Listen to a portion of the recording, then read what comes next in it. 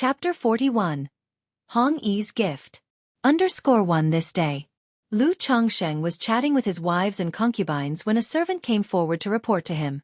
Someone outside was asking to see him and presented a token. Upon seeing the token, Lu Chongsheng immediately knew it was someone from Hong Yi.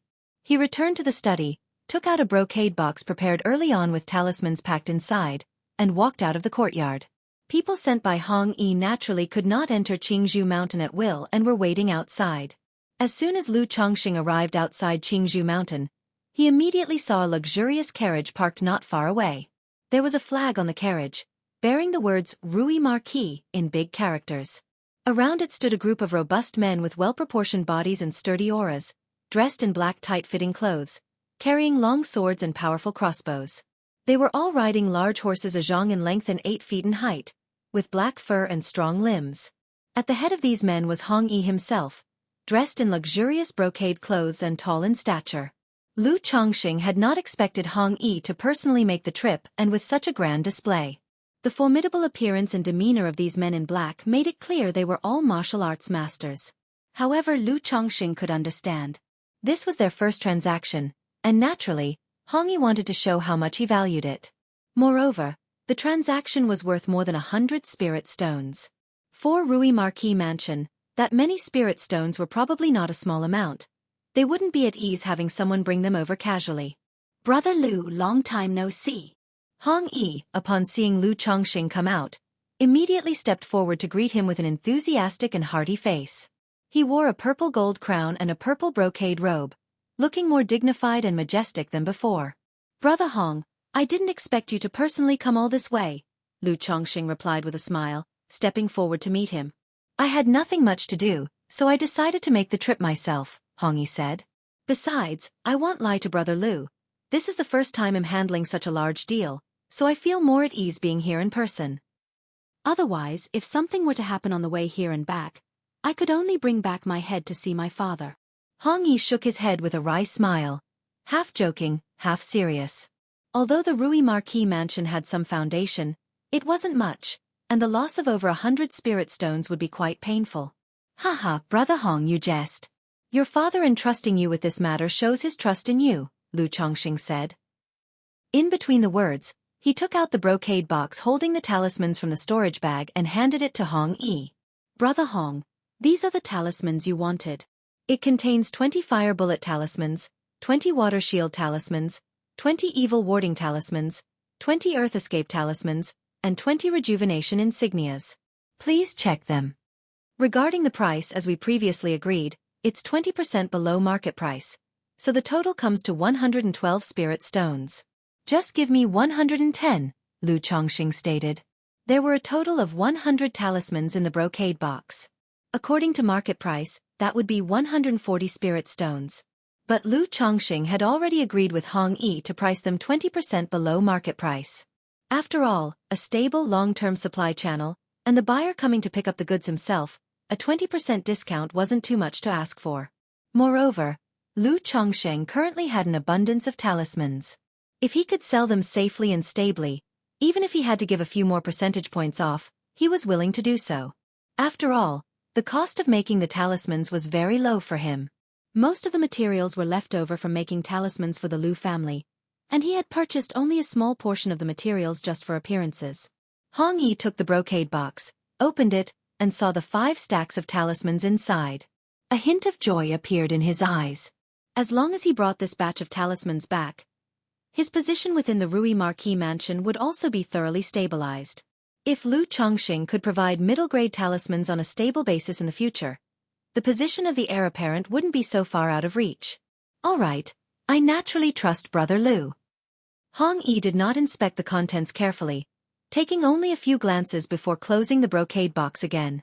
He then took out 112 spirit stones from his storage bag and handed them to Lu Chongsheng. "Thank you, Brother Hong." Lu Chongsheng, seeing this, did not mind the 2 missing spirit stones and happily accepted them. "Brother Lu is being too polite. It is I who should thank you. I've also prepared a gift for Brother Lu on this trip." Hong Yi smiled and waved his hand, then turned towards the carriage and clapped his hands. "A gift?" Lu Chongsheng was surprised. Next to the carriage, a burly figure, who could vaguely be made out to be a woman, pulled open the curtain of the carriage door. Following that, a series of crisp bell sounds dinged from the interior of the carriage. A red-haired woman with beautiful green eyes, a high nose, fair and moist skin, and a ravishing appearance that exuded an exotic charm peeked out from the carriage. The woman wore a red veil over her face and hair, dressed in a red off-the-shoulder, belly-bearing dress, revealing a fair swan-like neck, delicate collarbones, and a flat belly. With beautiful fair arms lightly lifting her red dress, she stepped out with a curvaceous and enchanting figure, revealing a surprisingly long and beautiful leg from under her skirt as she stepped down from the carriage, her toes gently touching the ground. Her thighs were plump and firm, her calves long and powerful, with bare feet unadorned with shoes or socks, her 10 delicate toes painted with crimson juice, shining against her fair skin.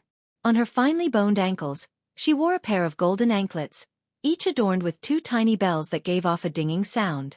This red-haired woman with an exotic allure stepped down from the carriage, curtsied gracefully to Lu Chongqing. Her glances were as seductive as a teasing fox. Soon after, another set of crisp bell sounds came from inside the carriage. A woman, very similar in appearance to the red-haired one, also with high nose and deep-set eyes exuding an exotic charm, stepped out from inside the carriage. Unlike the red-haired woman, this one had blue hair and eyes. Compared to the voluptuous charm of the red-haired woman, her facial expression was somewhat indifferent, giving an impression of a cooler, seductive beauty. The two women looked very much alike. But the pupils, hair color, attire, and temperament were completely different. Standing side by side, they presented a uniquely stunning effect. Subsequently, the two long-legged exotic beauties walked towards Lu Chongqing with large strides, each with a distinctly different style of walking. Their footsteps were light and their skin white and tender. As they moved gracefully, their red and moist bare feet painted with rouge did not pick up a speck of dust. Lu Chongqing could tell at a glance that both women were martial artists.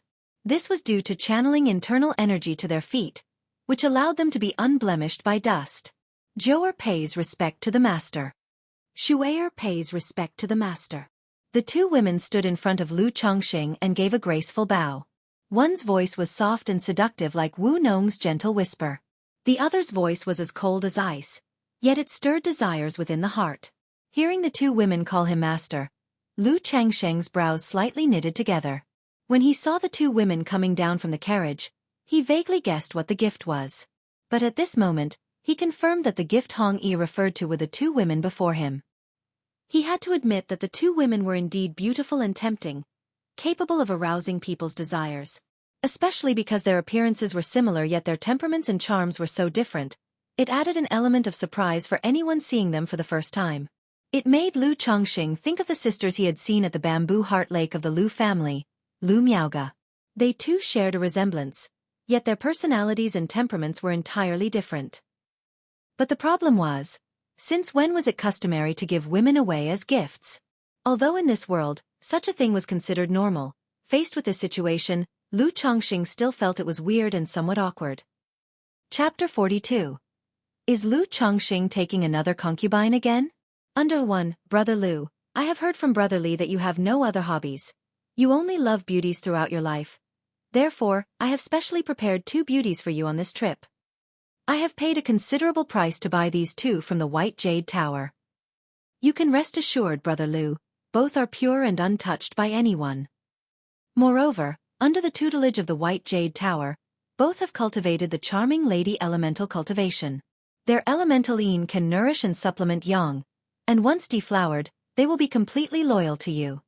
At this moment, Hong Yi spoke up and said to Lu Chongqing, his face revealing a knowing look that all men understand. Upon hearing Hong Yi's words, Lu Chongqing's mouth twitched. What does he mean by only loving beauties throughout his life? Am I someone who is indulged in lust for women? I clearly have ambitions to reach the sky and pierce the clouds. My ambition lies in attaining eternal life, to become an immortal, an ancestor.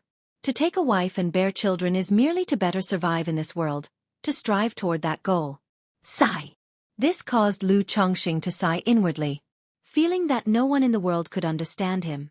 However, there was no helping it, as such sky-reaching and cloud-piercing ambitions must not be shown before others, nor could they be understood by everyone. Hidden skill within awkwardness, the unclear is made clear by obscurity, purity hinted through murkiness, to bend as a means to extend. One must endure, stay discreet. Only then can one become an immortal among immortals. Lu Chongqing looked at the two women in front of him, tall and proud, even taller than himself by a notch. Though very tempting, Lu Chongqing did not really want to accept them. After all, both women lacked a spiritual root. Now with 10 wives and concubines, he thought that in taking more wives and concubines in the future, he should preferably follow a route of superior breeding. That is, to find women with spiritual roots to bear his children.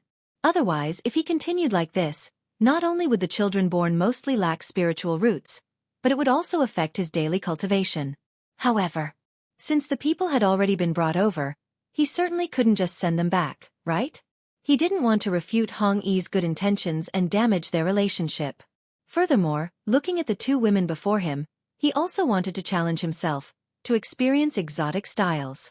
After all, with so many temptations in this world, if I don't properly temper myself now, how will I resist greater temptations in the future? After pondering for a moment, Lu Chongqing said, Brother Hong, did they come of their own free will? You can rest assured, Brother Lu, both are orphans adopted by the White Jade Tower, raised from a young age without any issues. I, Hong Yi, would not do such atrocious acts that go against heaven and harm reason. Hong Yi naturally knew what Lu Chongqing meant by asking such a question. All right, if that's the case, I will accept this gift, these two women. But our friendship does not necessitate such actions. Do not do this again in the future, Lu Chongqing said, nodding his head. Naturally, just this once, only this once, Hong Yi said with a smile, nodding his head. Lu Chongqing, seeing Hong Yi's smile, felt that the latter would probably do it again in the future. Brother Hong has traveled a long distance to come here. It would only be proper for me to invite you in for a cup of tea. But it's a great bother to bring foreign cultivators into Qingzhou Mountain, so I won't invite you inside as a guest. Next time we do business, you just come to a nearby city and send a message to me. Lu Chongqing spoke up, saying so. It was fine for ordinary people to enter Qingzhou Mountain, but quite troublesome to bring external cultivators. I understand, Hong Yi nodded, completely understanding and not minding at all. He said to Lu Chongqing, however, I may not personally come the next time. If it's convenient for Brother Lu, you could prepare a batch of talismans every few months. That way, I can send someone over and not worry too much. The reason he came personally this time, aside from it being their first transaction, was also due to the large number of talismans involved, which made him somewhat uneasy. Fine, Brother Hong can send someone over every 3 months. I can provide about 30 talismans each time, Lu Chongqing said, pondering slightly. This time, issuing 100 talismans could be said to have accumulated over a long period. But in the future, 10 talismans per month would be about right. Even if the Lu family knew and watched, they would not say anything. Good, no problem, Hong Yi, hearing this, immediately showed a face full of joy. 10 talismans each month was already quite good in his eyes. By the way, Brother Hong, I have another favor to ask of you. Lu Chongqing suddenly remembered something concerning his cheap brother-in-law, Chu Chang'e.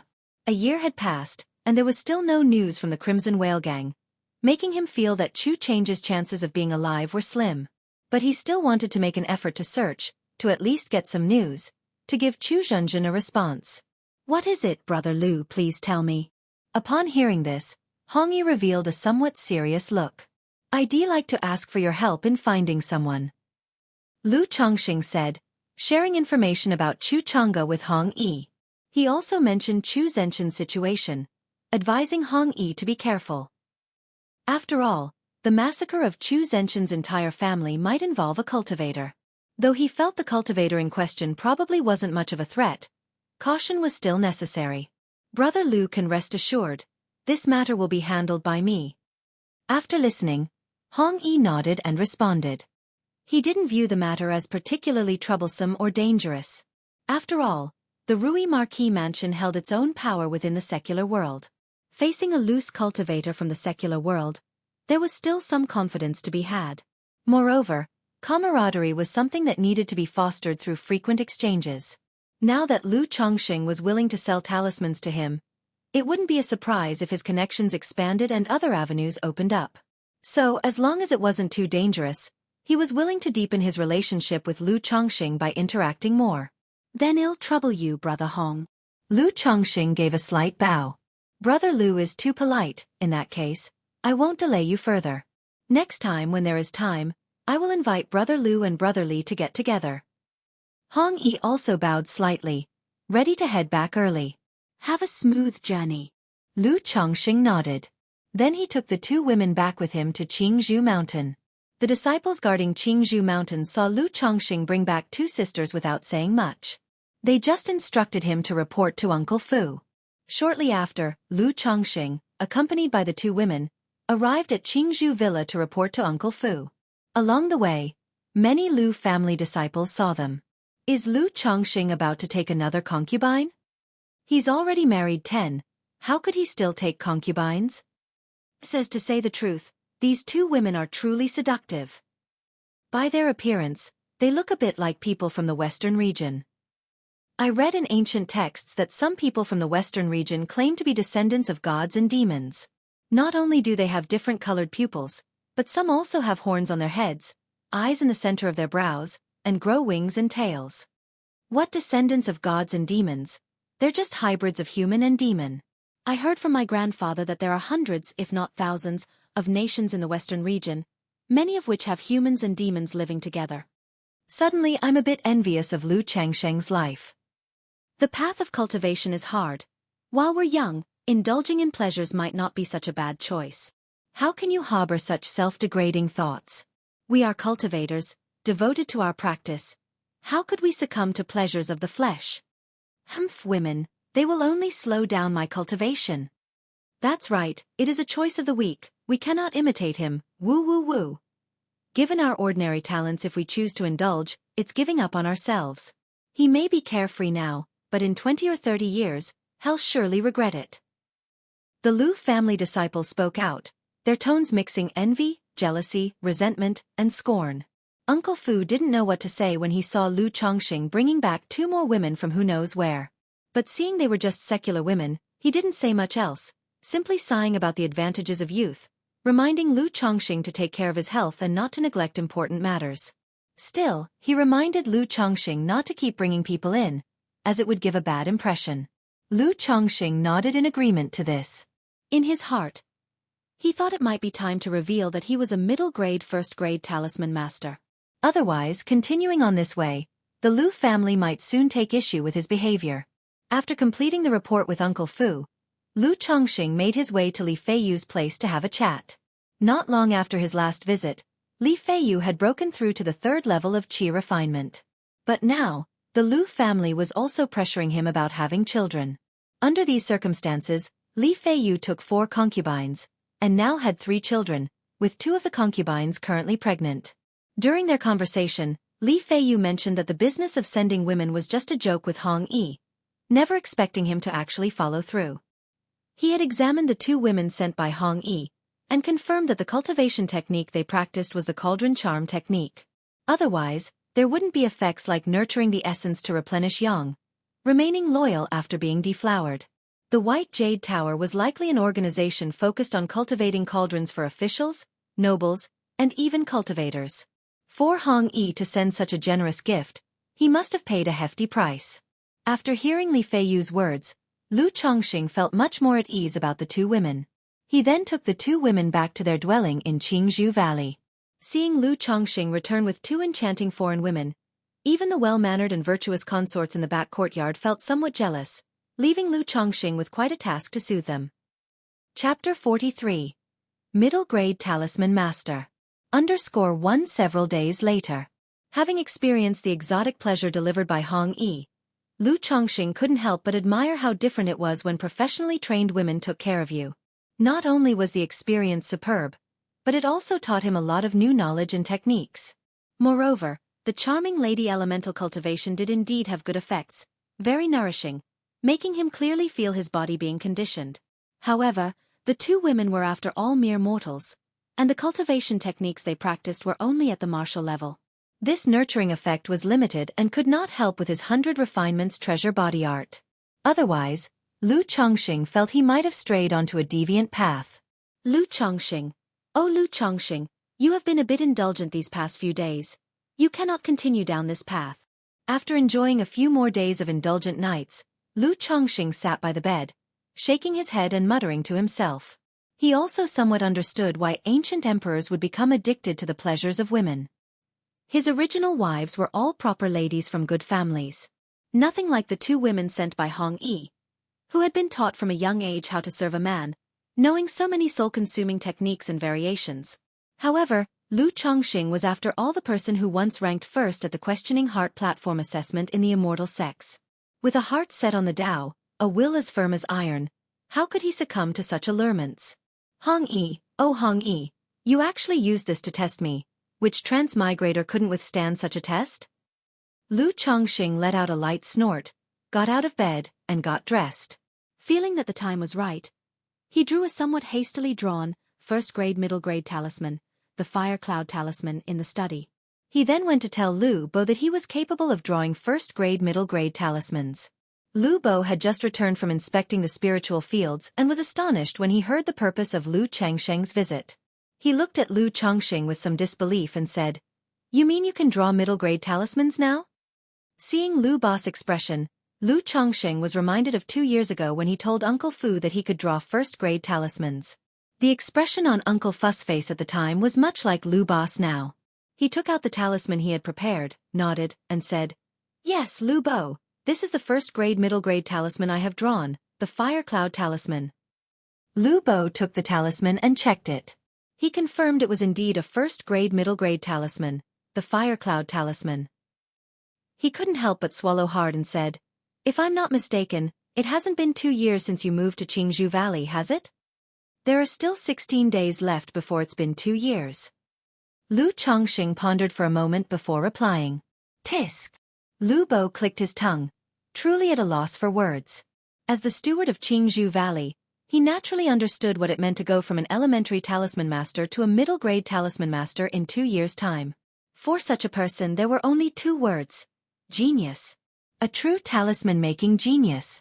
Lu Bo pondered for a moment and said, "Lu Chongqing, would it be possible for you to draw another Fire Cloud Talisman for me to see right now?" He naturally believed that Lu Chongqing would not deceive him in such a matter. But the news was so astonishing that he couldn't help but want to observe directly and verify it for himself. "No problem. However, my success rate for the Fire Cloud Talisman is not very high at the moment." Upon hearing this, Lu Chongqing nodded and said.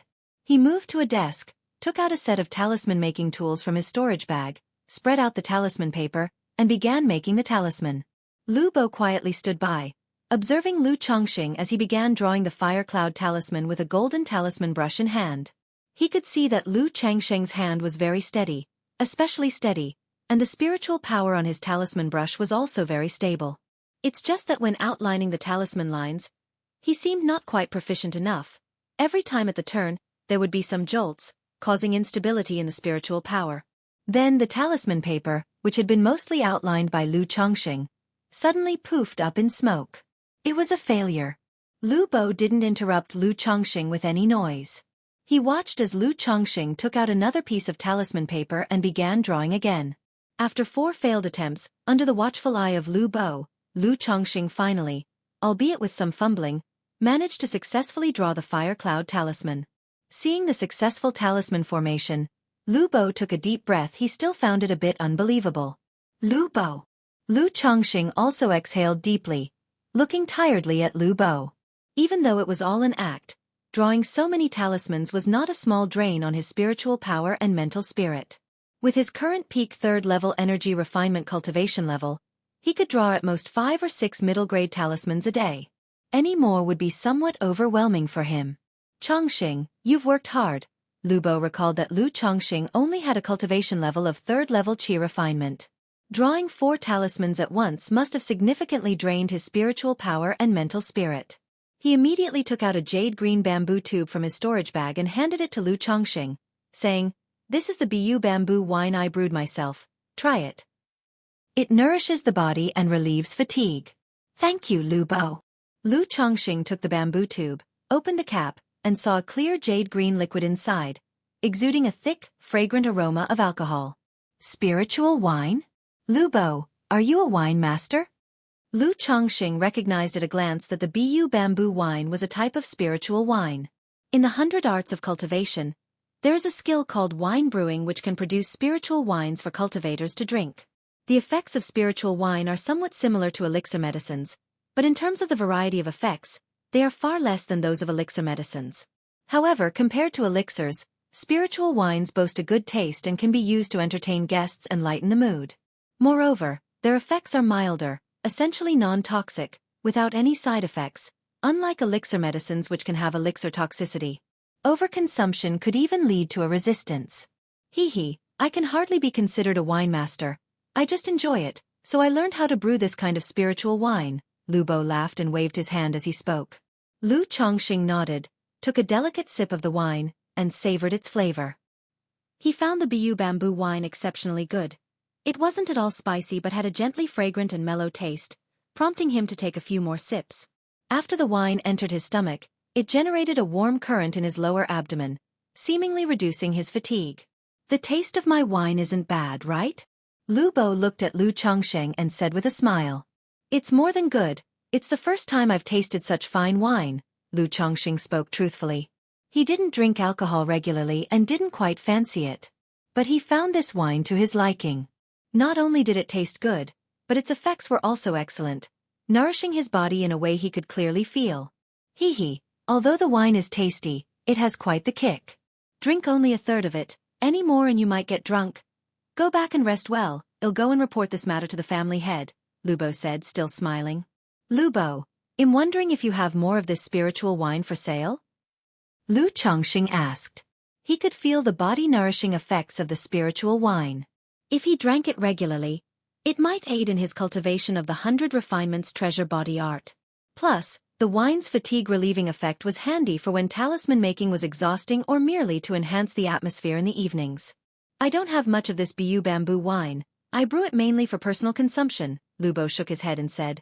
However, this Biu bamboo wine is made mainly from the Biu spiritual bamboo grown by our own Lu family, and the fifth elder brews a batch every year to sell. If you want to buy some, you can purchase it from the fifth elder. He also has other types of spiritual wine, Lu Bo offered.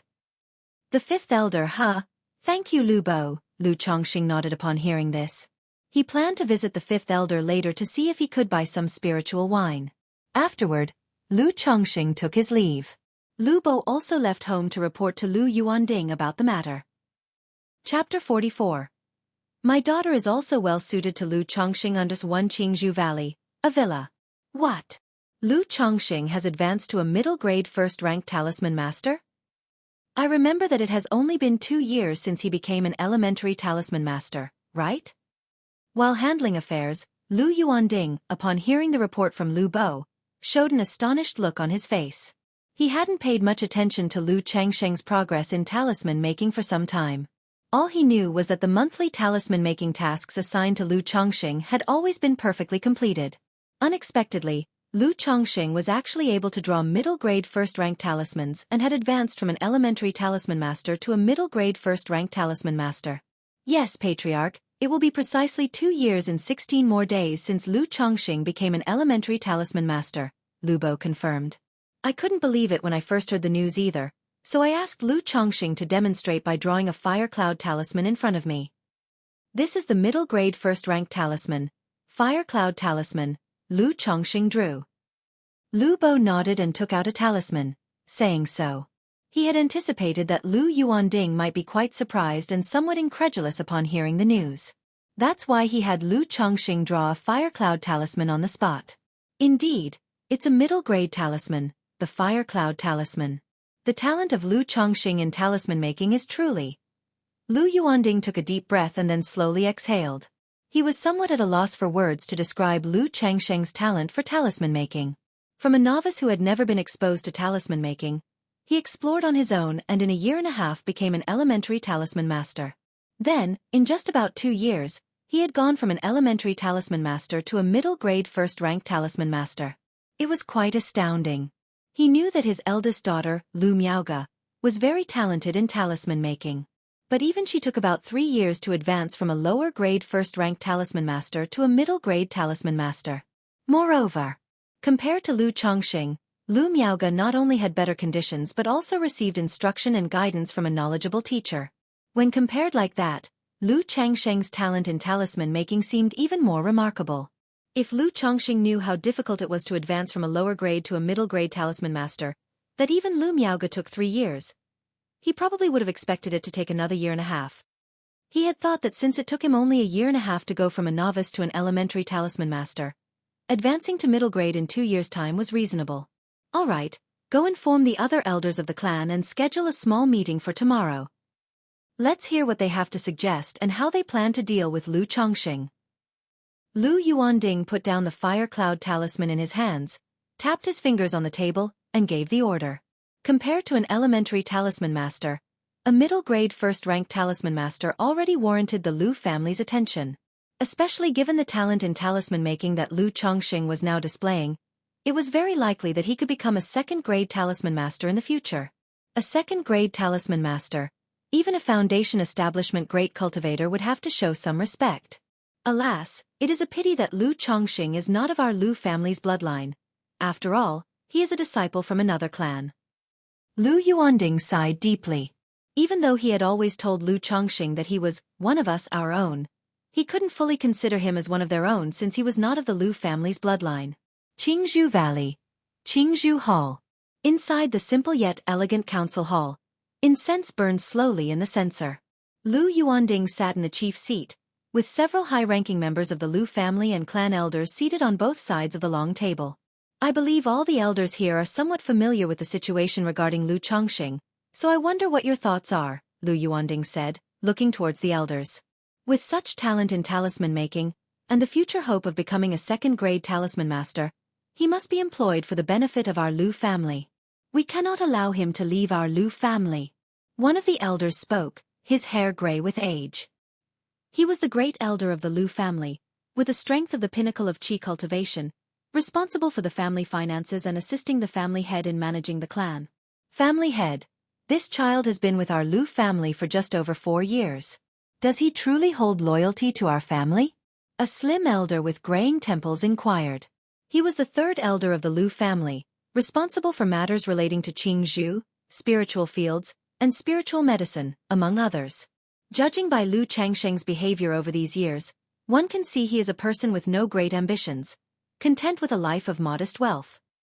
As for our Lu family, although he may not be completely loyal, he has a certain sense of belonging to us. With the previous contract, the likelihood of Lu Chongqing leaving our Lu family is currently not high. Lu Yuanding began to speak. I have heard that Lu Chongqing has only one hobby, which is marrying and having children. Not satisfied with marrying 9 commoner women from our Lu family, he even brought back 3 women from the secular world to be his wives and concubines, one of whom possesses a spiritual root. It seems that Lu Chongqing knows he has no hope in cultivation, so he pins his hopes on the next generation, hoping to father several children with spiritual roots. By good chance, my young granddaughter, Miaoi, is 20 this year. She's sensible and understanding, and also has an 8th grade spiritual root. I am willing to marry this granddaughter to Lu Chongqing.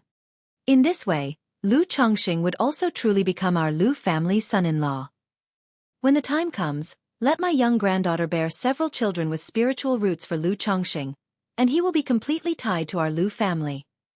Plus, as Lu Chongqing has the Lu surname, the children he fathers will fit in well with our Lu family, becoming part of the Lu family disciples. At this moment, an old man with white hair and a youthful face began to speak.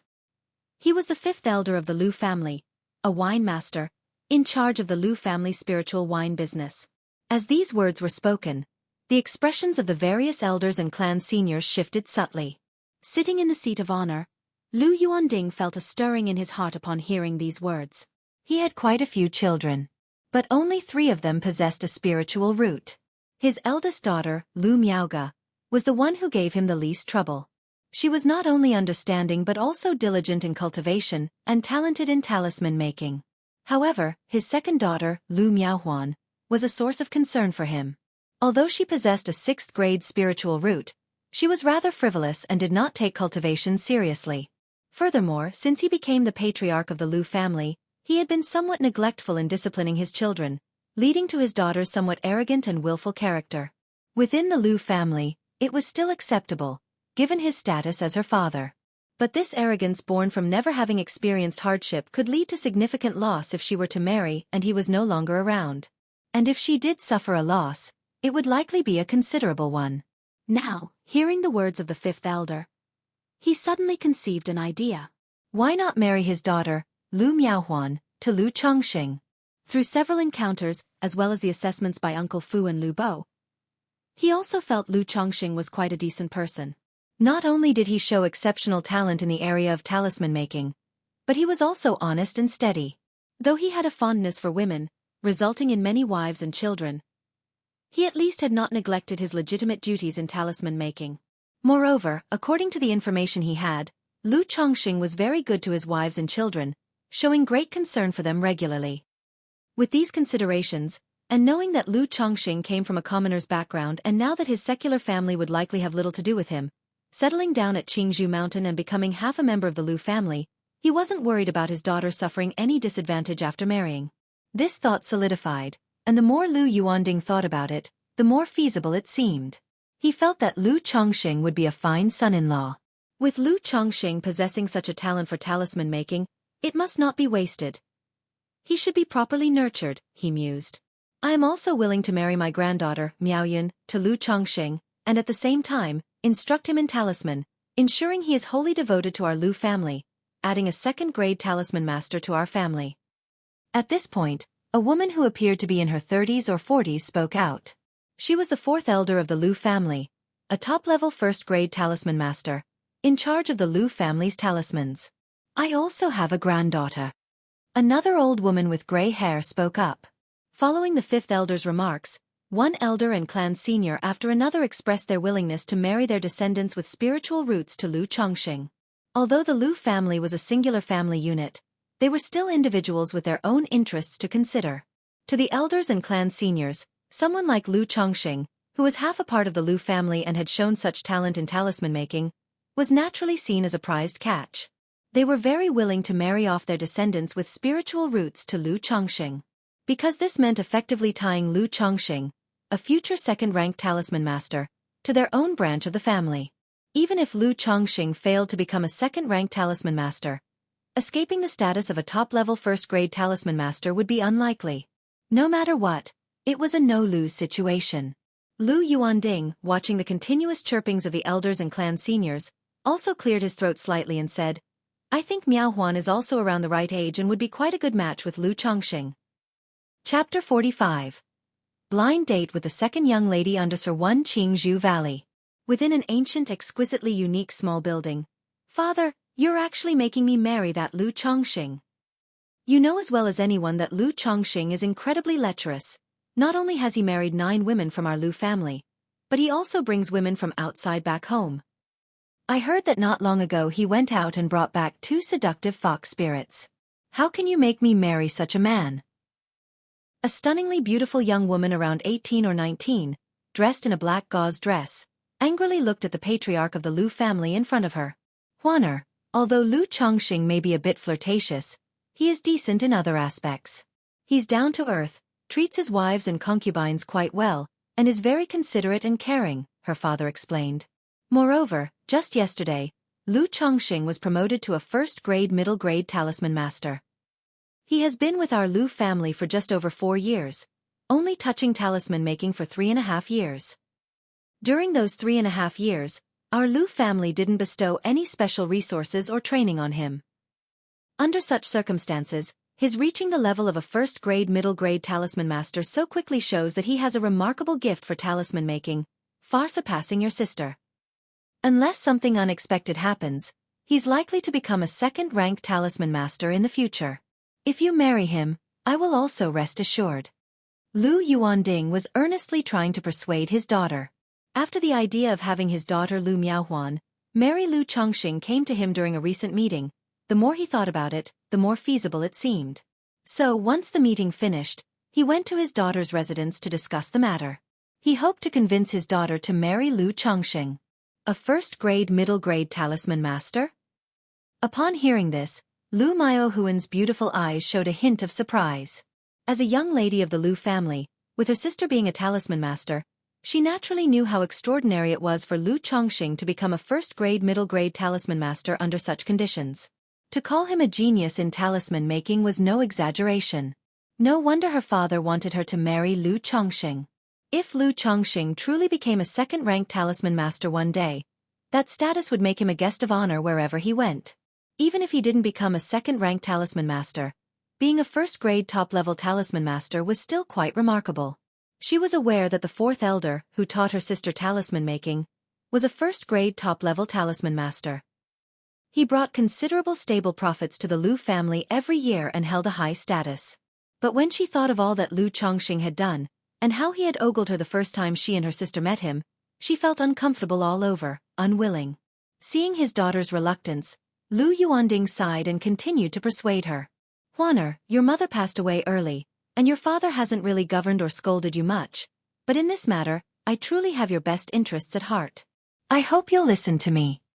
This time Lu Chongxing has become a first-grade middle-grade talisman master, and in light of his fine performance over the years, our Lu family decided to marry a woman with a spiritual root to Lu Chongxing, truly incorporating him as one of our own. Quite a few of the elders and clan seniors want to marry their granddaughters to Lu Chongxing. This priority chance was still something I fought for you. You're also not getting any younger and should consider this matter. At this moment, Lu Yuanding was not the patriarch of the Lu family, but a father, somewhat wistful as he spoke. If Lu Miaohuan had been more promising, like Lu Miaoga, he naturally wouldn't have worried about his daughter's marriage. After all, cultivators not marrying is quite a normal, common occurrence. But Lu Chongxing only has a 9th-grade spiritual root, and so many wives and concubines. Lu Miaohuan, hearing her father's words and seeing his attitude, pressed her lips together as she spoke. She hadn't expected that her father's permission for her to marry Lu Chongxing was actually an opportunity he had fought for. But upon reflection, she could understand the rationale behind it. Qingzhou Mountain hosted hundreds of Lu family disciples. Although these disciples possessed spiritual roots, most of them had limited prospects and little hope for foundation establishment. When they reached a certain age, many would have their marriages arranged by the family, joining with other cultivation families in the vicinity. This was how these cultivation families continued to develop and maintain a steady inflow of new blood. Lu Chongxing, having entered the Lu family as a live-in son-in-law, always living with the Lu family, and showing good behavior, he was considered almost one of their own. Now that he displayed such talent in talisman making, it was only natural for the clan's elders to be very willing to marry a female disciple with a spiritual root to Lu Chongxing, tying him completely to the Lu family. The 9th-grade spiritual root doesn't matter. With Lu Chongxing's talent in talisman making, as long as our Lu family is willing to invest in him, although foundation establishment may be out of reach, hoping to cultivate to the energy refinement late stage is still possible. A second-grade talisman master at the late stage of energy refinement would even earn a degree of respect from a foundation establishment great cultivator. As for wives and concubines, you needn't worry about that. Lu Chongxing's current wives are mere mortal women. If you marry him, you will naturally be his principal wife, and with your father here, how could I let you suffer any disadvantage? Seeing his daughter no longer being so obstinate, Lu Yuanding seized the opportunity to strike while the iron was hot. After listening to her father's words, Lu Miaohuan pursed her lips, remaining silent. In her mind, she recalled the Lu Chongxing she had met before, who suddenly didn't seem so detestable anymore. After all, with her charm, anyone who saw her would inevitably take a few more glances, especially a lecher like Lu Chongxing. Seeing his daughter like this, Lu Yuanding's face broke into a smile, knowing she had tacitly agreed. He gently proposed, "How about this, Miaohuan? Tomorrow I'll invite Lu Chongxing to the Bamboo Heart Lodge, and you can meet him there?" Lu Miaohuan murmured a barely audible response. Lu Chongxing was in the backyard playing with the children. Having so many kids, he had built quite a few toys in the yard. There were swings, slides, seesaws, trampolines, wooden horses, toy cars, and so on. But at this moment, a group of little tykes was lining up to play flying with him. He was using the levitation skill to let the little ones fly around in the air. Or he would put the little ones on the wooden horses or toy cars and use the object manipulating technique to fly them around in the air, to the great delight of the little ones, who screamed with joy. Just then, Lu Chongxing heard one of his wives say that Lu Bo had come over. He immediately knew it must be the response to his becoming a first-grade middle-grade talisman master. He asked his wives to watch the children while he quickly went to the living room. "Lu Bo." Lu Chongxing greeted him with a slight bow. Not bad at all." Observing Lu Chongxing in front of him, Lu Bo suddenly nodded in approval. He had not paid much attention before, but now that he took a closer look, Lu Chongqing could indeed be considered a handsome talent. Lu Chongqing was somewhat puzzled by Lu Bo's looks and manner. Lu Chongqing, the family head wants you to prepare well for tomorrow, to go to the Bamboo Heart Lodge for a marriage meeting. Lu Bo said with a smile. What? The family head wants me to prepare for a marriage meeting at the Bamboo Heart Lodge tomorrow? Upon hearing this, Lu Chongqing looked puzzled. He had been wondering if revealing his status as a first-grade middle-grade talisman master would lead to any improved treatment within the Lu family. He hadn't expected that the patriarch of the Lu family would actually want him to attend a marriage meeting. However, Lu Chongqing quickly realized that this marriage meeting was probably not a simple affair. Seeing Lu Chongqing's reaction, Lu Bo then cheerfully said, "That's right, due to your ascent to becoming a first-grade middle-grade talisman master and your performance over the years, the family head has decided to betroth his daughter to you." Upon hearing Lu Bo's words, Lu Chongqing was shocked and simultaneously overjoyed. The image of the dignified and fairy-like Miss Lu Miaoga immediately surfaced in his mind. But the next moment, Lu Bo's words dispelled his fantasy. "Tomorrow you go meet her, perform well, and if it's settled, you will truly become one of the family. Don't you want children with spiritual roots? The second miss has a 6th-grade spiritual root, so if you marry her, the children you have in the future are very likely to inherit spiritual roots too." Lu Bo spoke with a chuckle. He already had a favorable opinion of Lu Chongqing. Now that the Lu family was considering fully integrating Lu Chongqing as one of their own, he felt even closer to Lu Chongqing, as if he were already family. Chapter 46, Blind Date, Part 1, Anu 1, Second Miss. Lu Chongqing, hearing this, immediately realized he had thought too much. It was not the eldest miss, Lu Miaoga, but rather her younger sister. The one he had once seen at the heart of the bamboo lake, the black silk.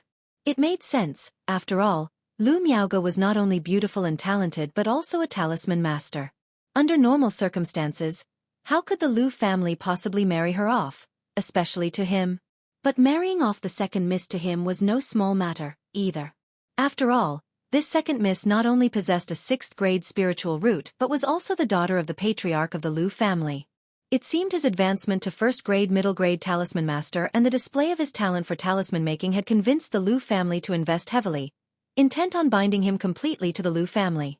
Thinking of that memorable pair of black silk high heels and long legs, Lu Chongqing nodded his head and cupped his hands, saying, "Lu Bo, I will make sure to arrive on time for the appointment tomorrow." Even if he guessed that the Lu family was trying to deepen the bond with him, to completely tie him to the Lu family, Lu Chongqing did not feel any repulsion. In fact, he was quite willing. It wasn't because of the second miss looks, or her black silk high heels and long legs. But rather, his journey outside during the 3-year agreement made him realize that the world was far more dangerous and difficult than he had imagined. With his temperament, he would have a hard time making his way in such a world. Not to mention, he now had a family to look after. So, Lu Chongqing had completely come to terms with his situation. Since he had the system of many sons and blessings, he would just honestly bide his time with the Lu family, lurking until the children were numerous, grown up, and he had made a breakthrough in the foundation establishment stage. Only then would he consider the future. Even though it was like living under someone else's roof, because of his talent for talisman making, the Lu family had treated him well over the years since he moved to Qingzhou Valley. They were indeed a proper cultivation family. It was certainly safer than being alone outside. If he were to marry the daughter of the patriarch of the Lu family this time, he would not only have a wife with a spiritual root, but he would also be truly seen as one of their own by the Lu family. He could then live in the Lu family more at ease, without any worries for the future. As for leaving the Lu family, he still harbored thoughts of leaving and establishing himself independently, but that seemed quite far off for now, and Lu Chongqing was too lazy to think too much about it. When that time came, if the Lu family treated him well, he would not mistreat them even if he decided to leave. Good. Lu Bo affectionately patted Lu Chongqing on the shoulder and said, "The matter with the second miss has already been settled by the family head, so as long as you perform well tomorrow, there shouldn't be any problems, and the matter will be considered settled." "Yes." Lu Chongqing nodded, acknowledging the words and seeing Lu Bo out the door. However, his mind involuntarily recalled Lu Miaohuan's noble and icy demeanor. Thinking of how he had been scolded for taking a couple of extra looks at the black silk, being chastised with "look again and I'll gouge out your eyes." He felt that the second miss might not be easy to serve, and the meeting tomorrow was really hard to predict. I hope the family head did settle things well and that the second miss has restrained her temperament a bit. Not as bad as I imagined. Otherwise, even with a 6th grade spiritual root, daughter of the family head, I would have to let it go. Lu Chongqing took a deep breath and let it out, returning to the courtyard. While he was quite willing to welcome this marriage, he was not about to lose his dignity and go begging to be married off, even if it meant having a 6th grade spiritual root for his child's mother. Setting aside his pride and dignity, as someone with 4 wives, 6 concubines, and 2 cherished mistresses, he really didn't have the mental spirit or energy to cater to someone temperamental. Adding such a wife to the inner courtyard could easily disturb the balance and peace of his harem, and disrupt the proper family hierarchy. Husband, did Lu Bo visit with news of some happiness? At that moment, one of his wives looked towards Lu Chongqing and inquired.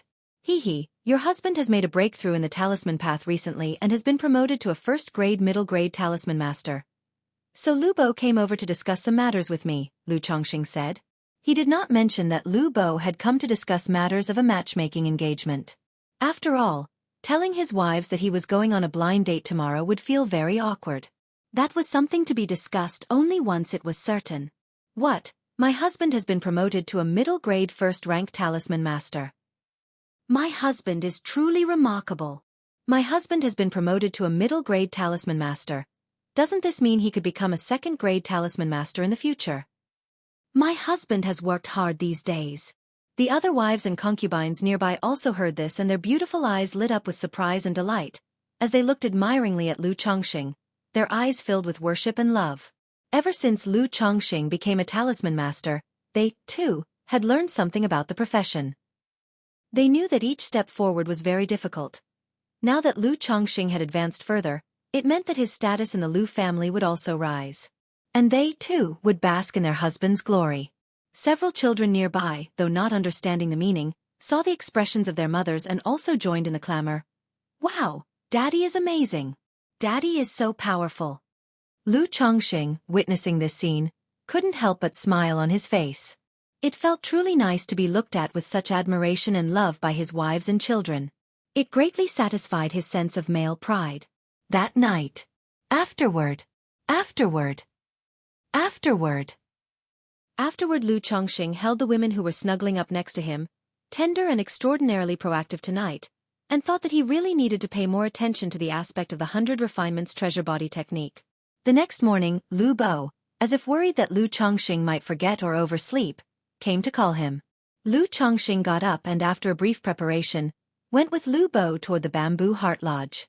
The Bamboo Heart Lodge was not far from the heart of Bamboo Lake, surrounded by green grass and blooming flowers, creating an exceptionally beautiful environment. Apart from the lively trading meet on the 1st day of the month, it was usually very quiet and peaceful. The second miss will arrive soon. Just wait a moment. Actually, the second miss has quite a simple nature. Just be gentle with her and go along with what she says, Lu Bo said earnestly to Lu Chongqing before leaving. He went outside to keep watch, to avoid anyone coming nearby and affecting the matchmaking meeting. After all, this matter was something that Lu Yuanding took very seriously and had entrusted to him. Lu Chongqing nodded at the words and sat down by the stone table in the courtyard, taking out a set of purple sand tea where to brew spiritual tea, calmly waiting. After about half an hour, Lu Chongqing heard a melodious and rhythmical tap-tap-tap sound. Looking towards the sound, he saw a tall and majestic figure, as proud and aloof as a peacock, gracefully walking toward him. It was his matchmaking partner for the day, Lu Miaohuan. Today, Lu Miaohuan had also clearly dolled herself up, her face showing a delicate makeup. Dressed in a form-fitting dark gown interwoven with deep blue, decorated with twinkling stars that seemed to flow, as though she was draped in the night sky decked with stars, she was stunningly glamorous. Compared to the black gown with golden embroidery he had seen on her last time, this dark blue starry gown was much more conservative, revealing only her elegant white swan neck and a hint of her clavicle and delicate shoulder. Yet the curvaceous figure outlined under the gown still led one's thoughts astray. Tap tap tap, Lu Miaohuan walked elegantly, her black silk-clad legs occasionally visible beneath the hem of her gown. Her skirt hem above her beautifully shod feet in sumptuous high heels matched her gown, shimmering like the starry nebula, with every step echoing a crisp tap, leaving traces of starlight in their wake. Lu Chongqing simply watched her approach, one graceful step at a time. Beauty, after all, should be appreciated. If he were to ignore her deliberate preparation, not to properly enjoy it, would it not be a disservice to her efforts? It must be said, when beauty reaches a certain level, it's all about the carriage and grace. The second miss before him, with her tall and graceful figure, her face stunning and noble, radiated an aura of aloofness and dignity from within, a commanding presence that involuntarily captivated onlookers, inducing feelings of unworthiness. Yet at the same time, that very aura could spark a strong desire to conquer. Lu Chongqing pays his respects to Miss Miaohuan. Lu Chongqing returned his gaze, stood up, and greeted Lu Miaohuan with a bow, radiating a refined and cultured demeanor. Despite the stunning allure of the lady before him, striking a chord with his aesthetics, Lu Chongqing, after all, had weathered many storms and was greatly seasoned. He possessed the composure and mental spirit that came with his experience. Chapter 47, Matchmaking, Part 2, Under 1. I've kept you waiting. Lu Miaohuan's icy demeanor softened a bit as she gave Lu Chongqing a slight nod in greeting. Just now, as Lu Chongqing had been watching her, she had also been sizing him up. Perhaps because of their meeting today, her mindset was different, and she found Lu Chongqing more handsome than she remembered. His facial features, when looked at individually, were not particularly delicate, but together they gave off a just right harmonious vibe that elevated his attractiveness. He was very easy on the eyes and quite comfortable to look at. Coupled with Lu Chongqing's gentle gaze and composed, unruffled demeanor, she felt as if she were basking in the warmth of spring. As someone captivated by appearances, Lu Miaohuan, who initially harbored some resistance to marrying Lu Chongqing, now felt it wouldn't be unacceptable to marry him.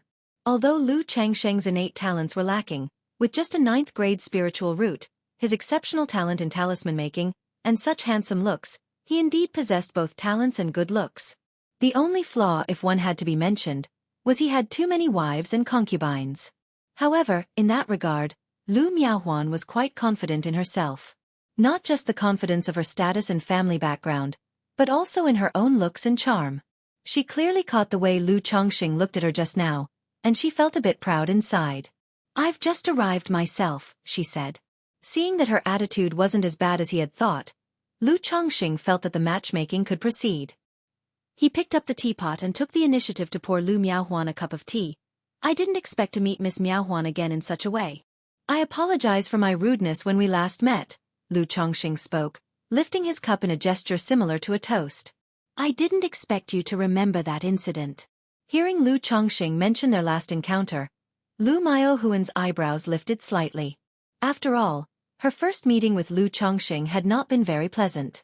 It was mainly Lu Chongqing's behavior at the time, along with his reputation, that left her with a poor impression. "Of course, I remember. After witnessing Miss Miaohuan's extraordinary elegance, how could I forget?" "That matter has always lingered in my mind, and each time I think of it, I find my rudeness inexcusable. Now, nearly 2 years later, I finally get to meet Miss Miaohuan again and can express my apologies in person." Lu Chongqing wore a sincere expression, but began to spout nonsense. After all, Lu Bo had said, "This second young miss may have a bit of a spoiled nature, but she is still rather innocent." Flattering words and playing along with her conversation should do the trick. If that's all it took, for the sake of having a child with a 6th-grade spiritual root, Lu Chongqing was willing. "I have long since forgotten about that affair." "I was in a bad mood at the time, so my tone was a bit harsh," she admitted. "There's an old saying, don't slap a smiling face." Seeing Lu Chongqing's earnest expression, Lu Miaohuan felt somewhat embarrassed. She lightly lifted her skirt with graceful poise and sat down, delicately sipping from her cup of tea.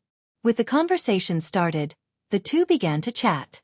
During the conversation, Lu Chongqing found Lu Miaohuan to have a much nicer personality than he had imagined. Her character couldn't be described as bad.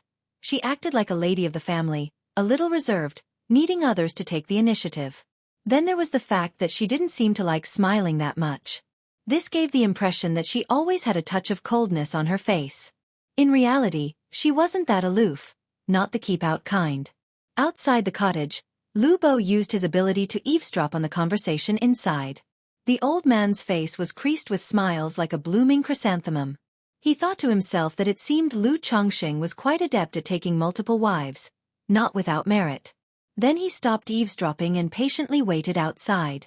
In his view, Since Lu Miaohuan was willing to continue talking to Lu Chongqing, the match was halfway to success. Inside the bamboo heart cottage, Lu Chongqing and Lu Miaohuan sat opposite each other, enjoying tea and casual conversation. The secular world indeed has many fun and interesting things, but I must admit I'm not very knowledgeable about such matters. If Miss Miaohuan is interested, I would be willing to accompany you to explore and see the sights, he offered. As for women, where in the mortal world could one encounter a celestial being like you? Surely Miss Miaohuan hasn't forgotten the first time I saw you, struck by your divinity to the point of losing my composure, he continued, heaping praise yet keeping his tone even and his eyes clear. In fact, much of the time, he didn't even let his gaze rest on Lu Miaohuan. Lu Chongqing did intend to marry Lu Miaohuan, to have her bear his children. But he wouldn't demean himself like a servile suitor, fawning over her. Moreover, he believed that for a woman like Lu Miaohuan, being too obsequious would only count against him. Thus, Lu Chongqing maintained a very composed demeanor. Over the past 4 years at the Lu family, Lu Chongqing felt that his greatest improvement had been in his state of mind, his emotional maturity. Beauty lies in the inevitable passing of time. The flowers of spring, the moons of autumn, the days of summer, the snows of winter. If you bloom, the gentle breeze comes naturally. If your heart is at peace, your smile will be serene. The immortal beauty technique, second-ranked talisman master skills, the 9 netherhound, these things made Lu Chongqing feel like a blossoming flower. With the gentle wind passing by, naturally, bees and butterflies would come to dance around him. Moreover, winning a woman through begging, groveling and self-degradation would require providing high emotional value later, spending much time and effort, and could upset the balance of his harem.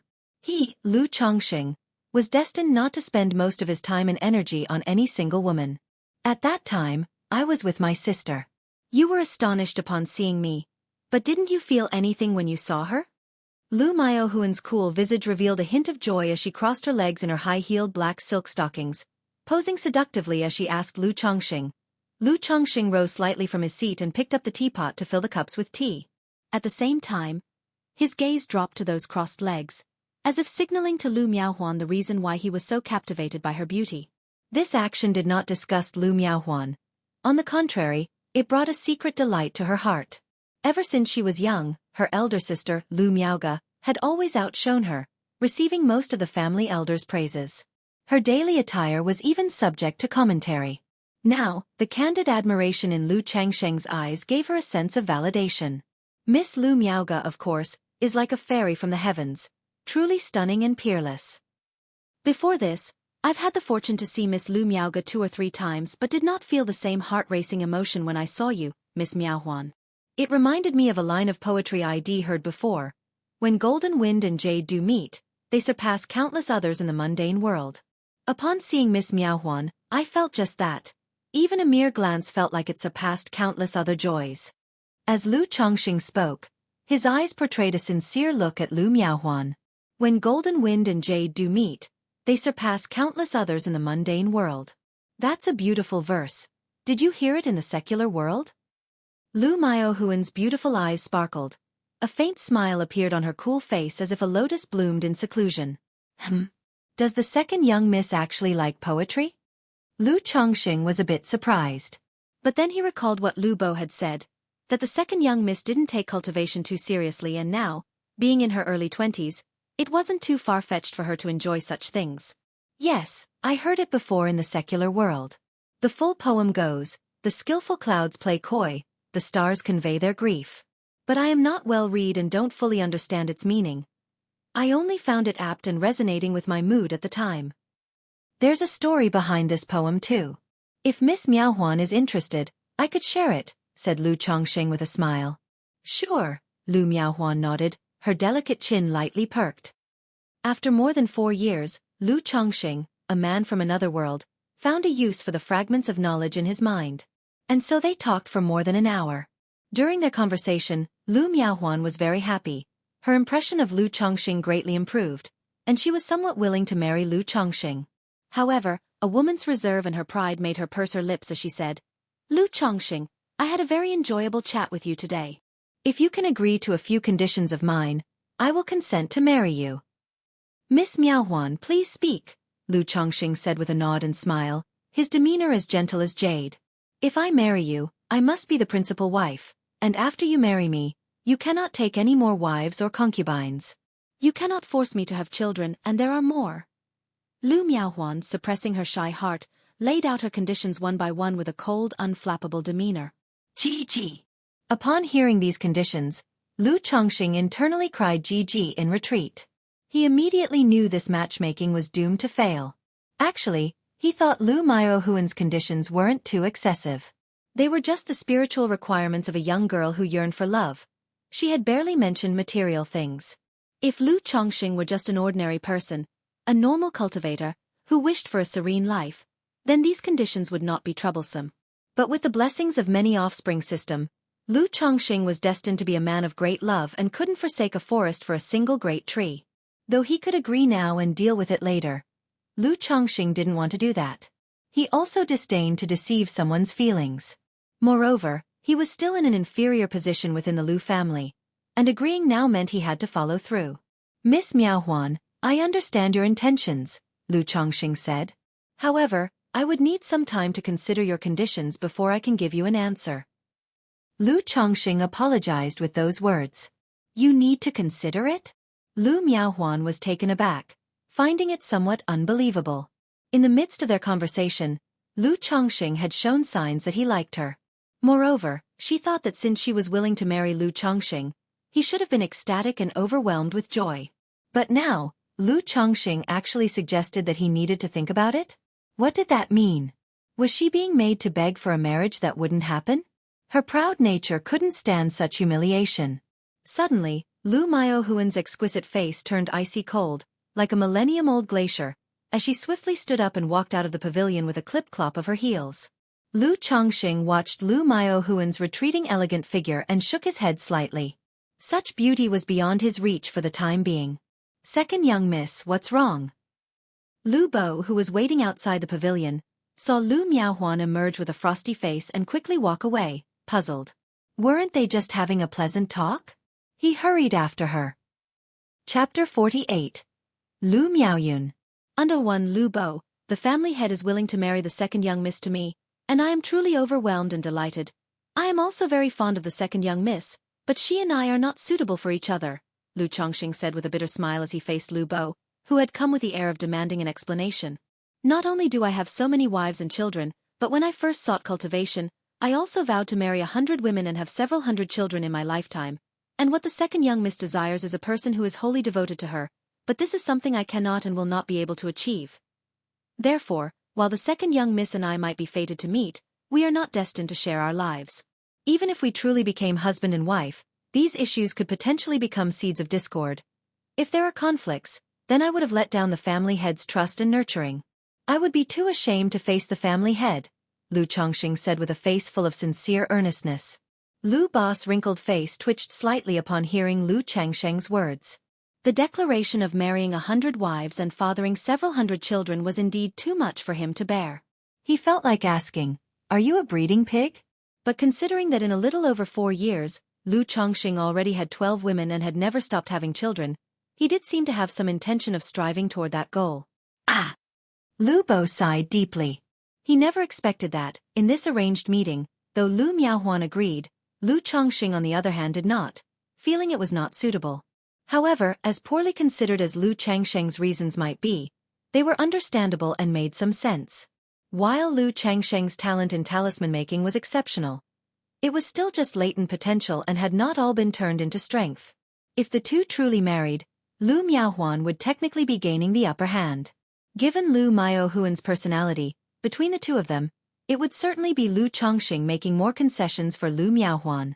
It would still be fine if Lu Chongqing were willing to make those concessions, but if the situation turned out as Lu Chongqing described, and the two eventually entered into marital discord, what should the Lu family do then? Favor Lu Miaohuan?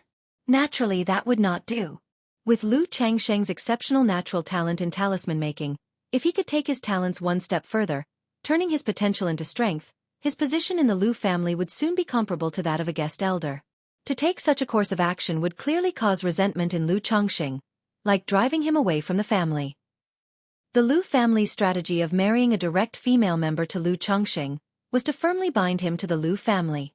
If things played out this way, it would be a case of being too clever by half, and the result would be the opposite of what was intended. But if they favored Lu Chongqing, that would put the patriarch of the Lu family, Lu Yuanding, in a difficult position. Thus, if Lu Chongqing and Lu Miaohuan did marry and conflict arose, the Lu family would indeed be in a difficult position on both sides. All right, I understand what you mean, and I will relay it to the family head as is. Lu Bo gave Lu Chongqing a pat on the shoulder, not saying much else. After all, this kind of matter required the willing consent of both parties, and they couldn't force Lu Chongqing into anything. Honestly speaking, the Lu family would even tend to lean more towards Lu Changsheng's side. Thank you, Lu Bo, Lu Chongqing said, wearing an expression of guilty apology. He had originally planned to use this occasion to bring up the matter of Li Feiyu's children to Lu Yuanding, see if he could request Lu Yuanding to reduce or at least lessen the number of Li Feiyu's 50 children. But now, after this development, he felt a bit embarrassed to bring it up and decided to set the matter aside, to look for another opportunity in the future. He said he wants to marry 100 wives? Have several hundred children? Lu Yuanding was at a loss for words upon hearing Lu Bo's account, unsure of what to say for a moment. Was this man trying to walk through what took 100 years for a family to accomplish in just a few decades? It seemed Lu Chongqing had truly given up on cultivation and only wanted to have children. But considering Lu Changsheng's 9th grade spiritual root, he could somewhat understand. Yes, family head.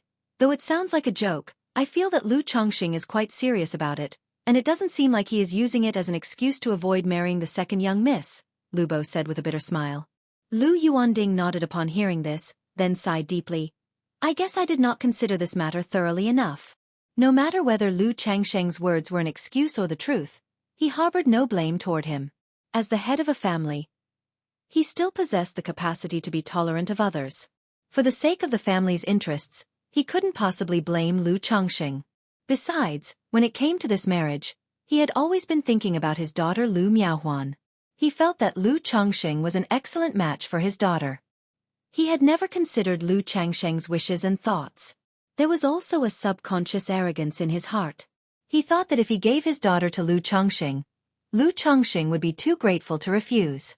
But now that he thought about it, what Lu Chongqing said made sense. Putting aside the matter of Lu Chongqing wanting to have hundreds of children, their personalities also indeed did not match well. What if they had conflicts in the future? He was confident that he could control Lu Chongqing now, but what about later? Even if he was the patriarch of the Lu family, he couldn't pressure someone with power forever. The other family elders wouldn't agree either. Moreover, what Lu Chongqing said was also considering the Lu family's perspective. It showed that he had a certain sense of belonging to the Lu family. It was well-intentioned. Sigh. Lu Yuanding let out another sigh. He was now just a father worried sick over his daughter. Thinking of how his daughter's anger had subsided and she was willing to wait for Lu Changsheng's response showed that his daughter truly had a good impression of Lu Chongqing. But now that Lu Chongqing disagreed, he was somewhat unsure how to face his daughter, or what to say about this matter. Headache. 2 days later, Lu Chongqing received another matchmaking invitation. He understood now that the Lu family's upper echelons were determined to marry him to a woman of significance within the family. Only then would he truly be considered one of their own, a Lu family son-in-law. Even though he had previously married and taken 9 worldly women from the Lu family as wives and concubines, in the eyes of the family's higher-ups, this did not count as him truly being a Lu family son-in-law. The girl from this matchmaking session was named Lu Miaoyun, the granddaughter of the Lu family's 4th elder. 18 this year, with a 7th grade spiritual root, she was delicate and lovely, with a docile and sensible personality. Perhaps because of what happened with Lu Miaohuan, the Lu family had specifically chosen a docile and sensible girl. The matchmaking session went very smoothly. After the two met, both sides nodded in agreement, and the next day the Lu family arranged their wedding. The wedding day was set for 18 days later, coinciding with an auspicious day on the lunar calendar. Meanwhile, within an ancient and exquisitely elegant small building, smash! An ornately patterned vase was hurled to the ground, shattering into countless pieces. The fragments on the ground reflected a beautiful face filled with coldness. In the room, Lu Miaohuan smashed one vase after another to vent her anger until she finally calmed down. You tell me, is Lu Chongqing purposely humiliating me because of what happened back then? Lu Miaohuan suddenly looked up, her eyes slightly red as she turned to her personal maid Kue Si. After leaving the Bamboo Heart Pavilion, her anger had slightly cooled, and she was still considering giving Lu Chongqing another chance. As long as Lu Chongqing was willing to come and apologize, she was still willing to marry him. But to her surprise, Lu Chongqing flat out refused her. And just 2 days later, he was betrothed to her cousin, the granddaughter of the fourth elder, Lu Miaoyun. For her, a woman of high pride, it felt like humiliation. "Miss, how could that be?" The maid Kue Si cautiously said, "Lu Chongqing would be too eager to please you. I heard that the reason Lu Chongqing didn't agree is that he felt unworthy of you, Mississippi. He still wants to take wives and concubines to have a bunch of children. That's why he chose Miss Miaoyun." Lu Miaohuan surely knew that Lu Chongqing wasn't purposely humiliating her. Her father Lu Yuanding had also come to soothe and comfort her. But she just couldn't swallow this insult. Lu Miaohuan's beautiful eyes narrowed, her chest rose and fell with indignation, and then she said through clenched teeth, "Lu Chongqing, I will find a man 10 times, 100 times stronger than you, to make you regret this." Chapter 49. Wedding. _1 After Lu Chongqing and Lu Miaohuan's marriage was settled, the numerous wives and concubines in his backyard naturally came to know of it. Even if there was harmony in the backyard and all the women were virtuous and gentle, upon hearing such news, some felt a touch of gloom and loss. Not only was Lu Chongqing going to take another wife, there were also reasons pertaining to the Lu family. After all, among these women, except for Chu Zhenjin, the rest were daughters of the Lu family. Now that Lu Changsheng's status in the Lu family had risen, the family was marrying off a granddaughter of an elder with a spiritual root to Lu Chongqing. And it was with all formalities, the giving of betrothal gifts and a grand wedding. This naturally made them feel somewhat uncomfortable. On a regular basis, although they had distinctions as wives and concubines, they were not separated into different levels, all depending on Lu Changsheng's affection. Once this granddaughter of the elder became his wife, it need not be said that she would be the principal wife. Ladies, do not worry. Towards you all, I have always been fair, and in the future, I will make up for it by arranging a grand wedding for each of you. Lu Chongqing also noticed that his wives and concubines were somewhat unhappy and spoke up to comfort them. This group of wives and concubines had been with him for many years, all had borne him children twice, and were currently expecting the third, so naturally, there were strong emotions. "Thank you, my lord. My lord, we are fine." The clan's willingness to marry Miss Miaoyun to my lord also shows the high regard they have for you. Although the women felt gloomy inside, with a sense of regret that they had helped their husband rise to nobility, they soon adjusted, knowing this was the reality. With Lu Changsheng's current identity and status, they, as secular women without spiritual roots, also felt somewhat unworthy of him. Being able to become Lu Changsheng's wives and concubines was already a fortunate thing. It was incomparably better than many other sisters, best friends, and acquaintances. Moreover, after so many years of living together, they had come to understand Lu Changsheng's character. They knew that their husband was not heartless, one who would forget old love upon finding new. That night, Lu Chongqing came to comfort his wives and concubines.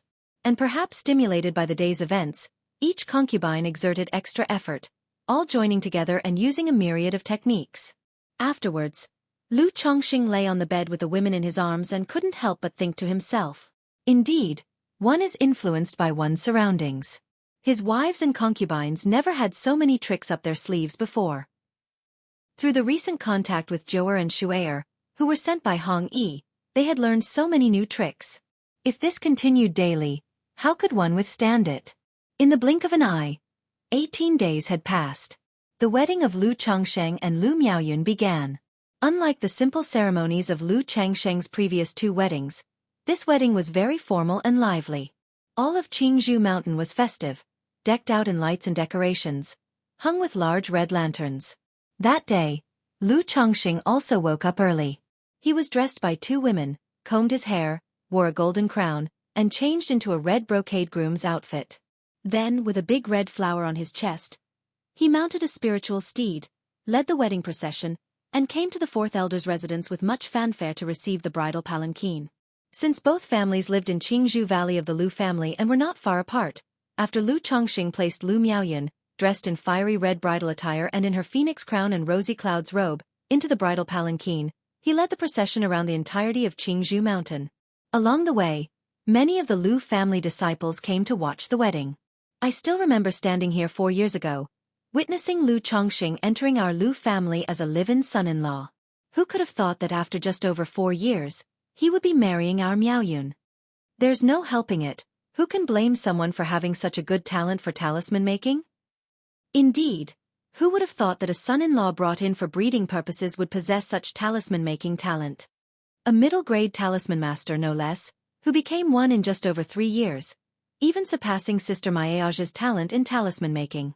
The fourth elder might be looking to have him succeed him by marrying off a member of the Miaoyun clan to Lu Chongqing. Having married a sister from the Miaoyun clan, with the care of the fourth elder, Lu Chongqing has really soared high.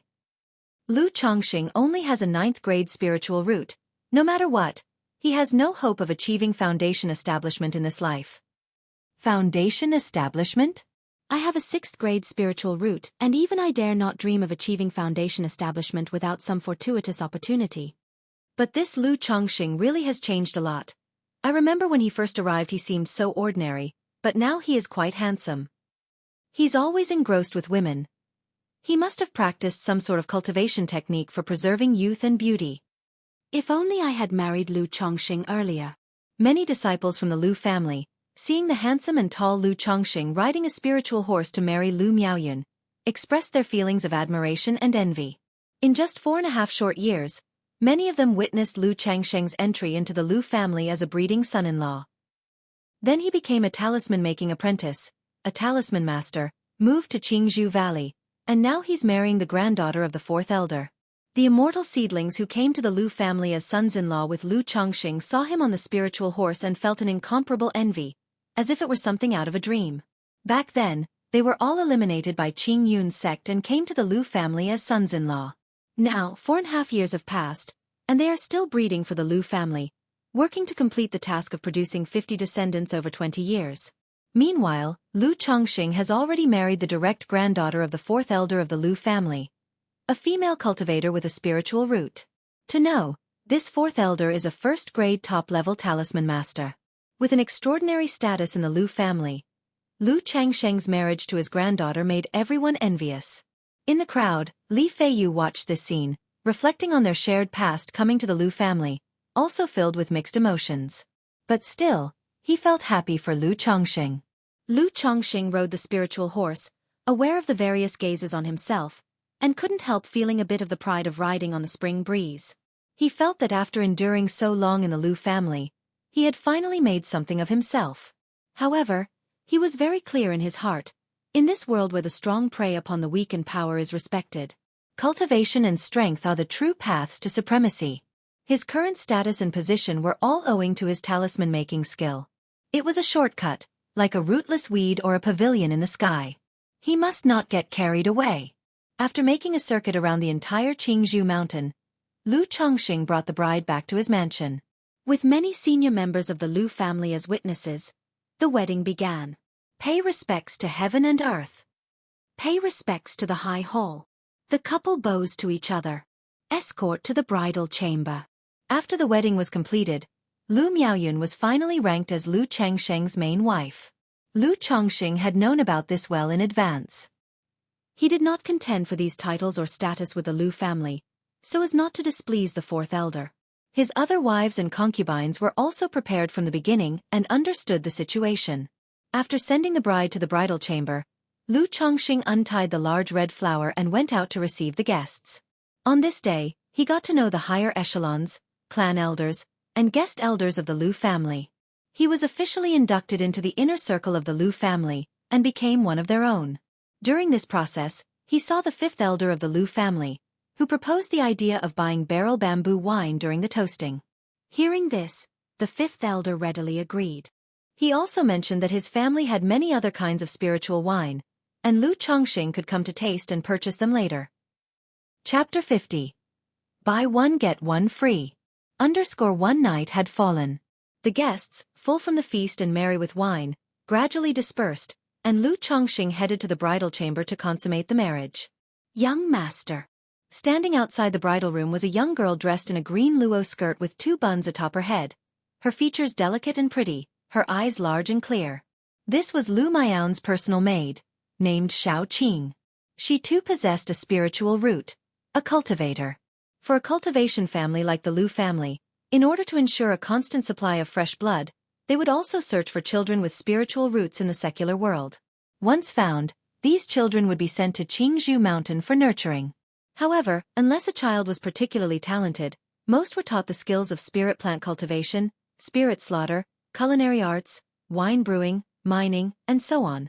Compared to formations, elixir medicines, artifact refining, and talismans, these skills did not have a high threshold, were fairly easy to learn, but were rather arduous.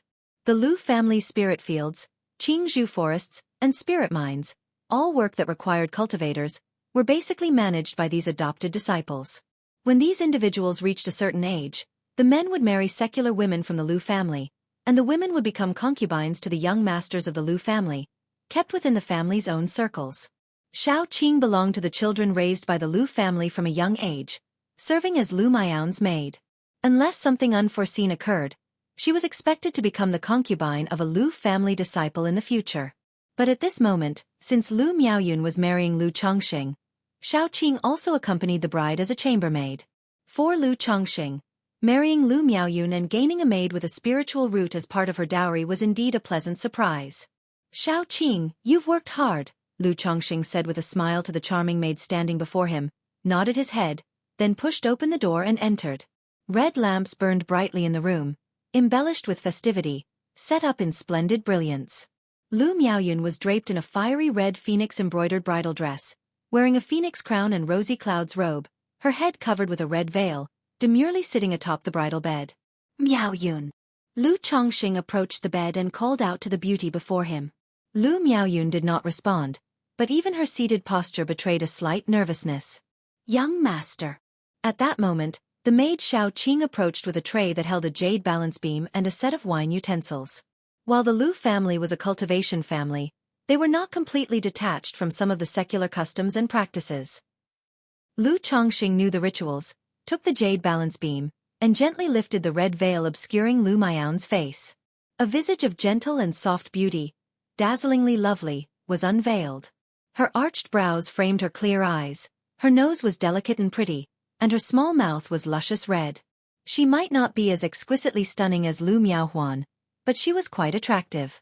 She possessed the kind of sweet, enduring beauty that gave the impression of a pure girl next door. "My husband," as the veil lifted, Lu Miaoyun's long lashes trembled slightly, her pretty face blushed with shyness, and she called out in a voice that was soft, sweet, and slightly naive. Her personality wasn't as timid or delicate as Chu Zenshin's, nor was she the type to be calm and composed.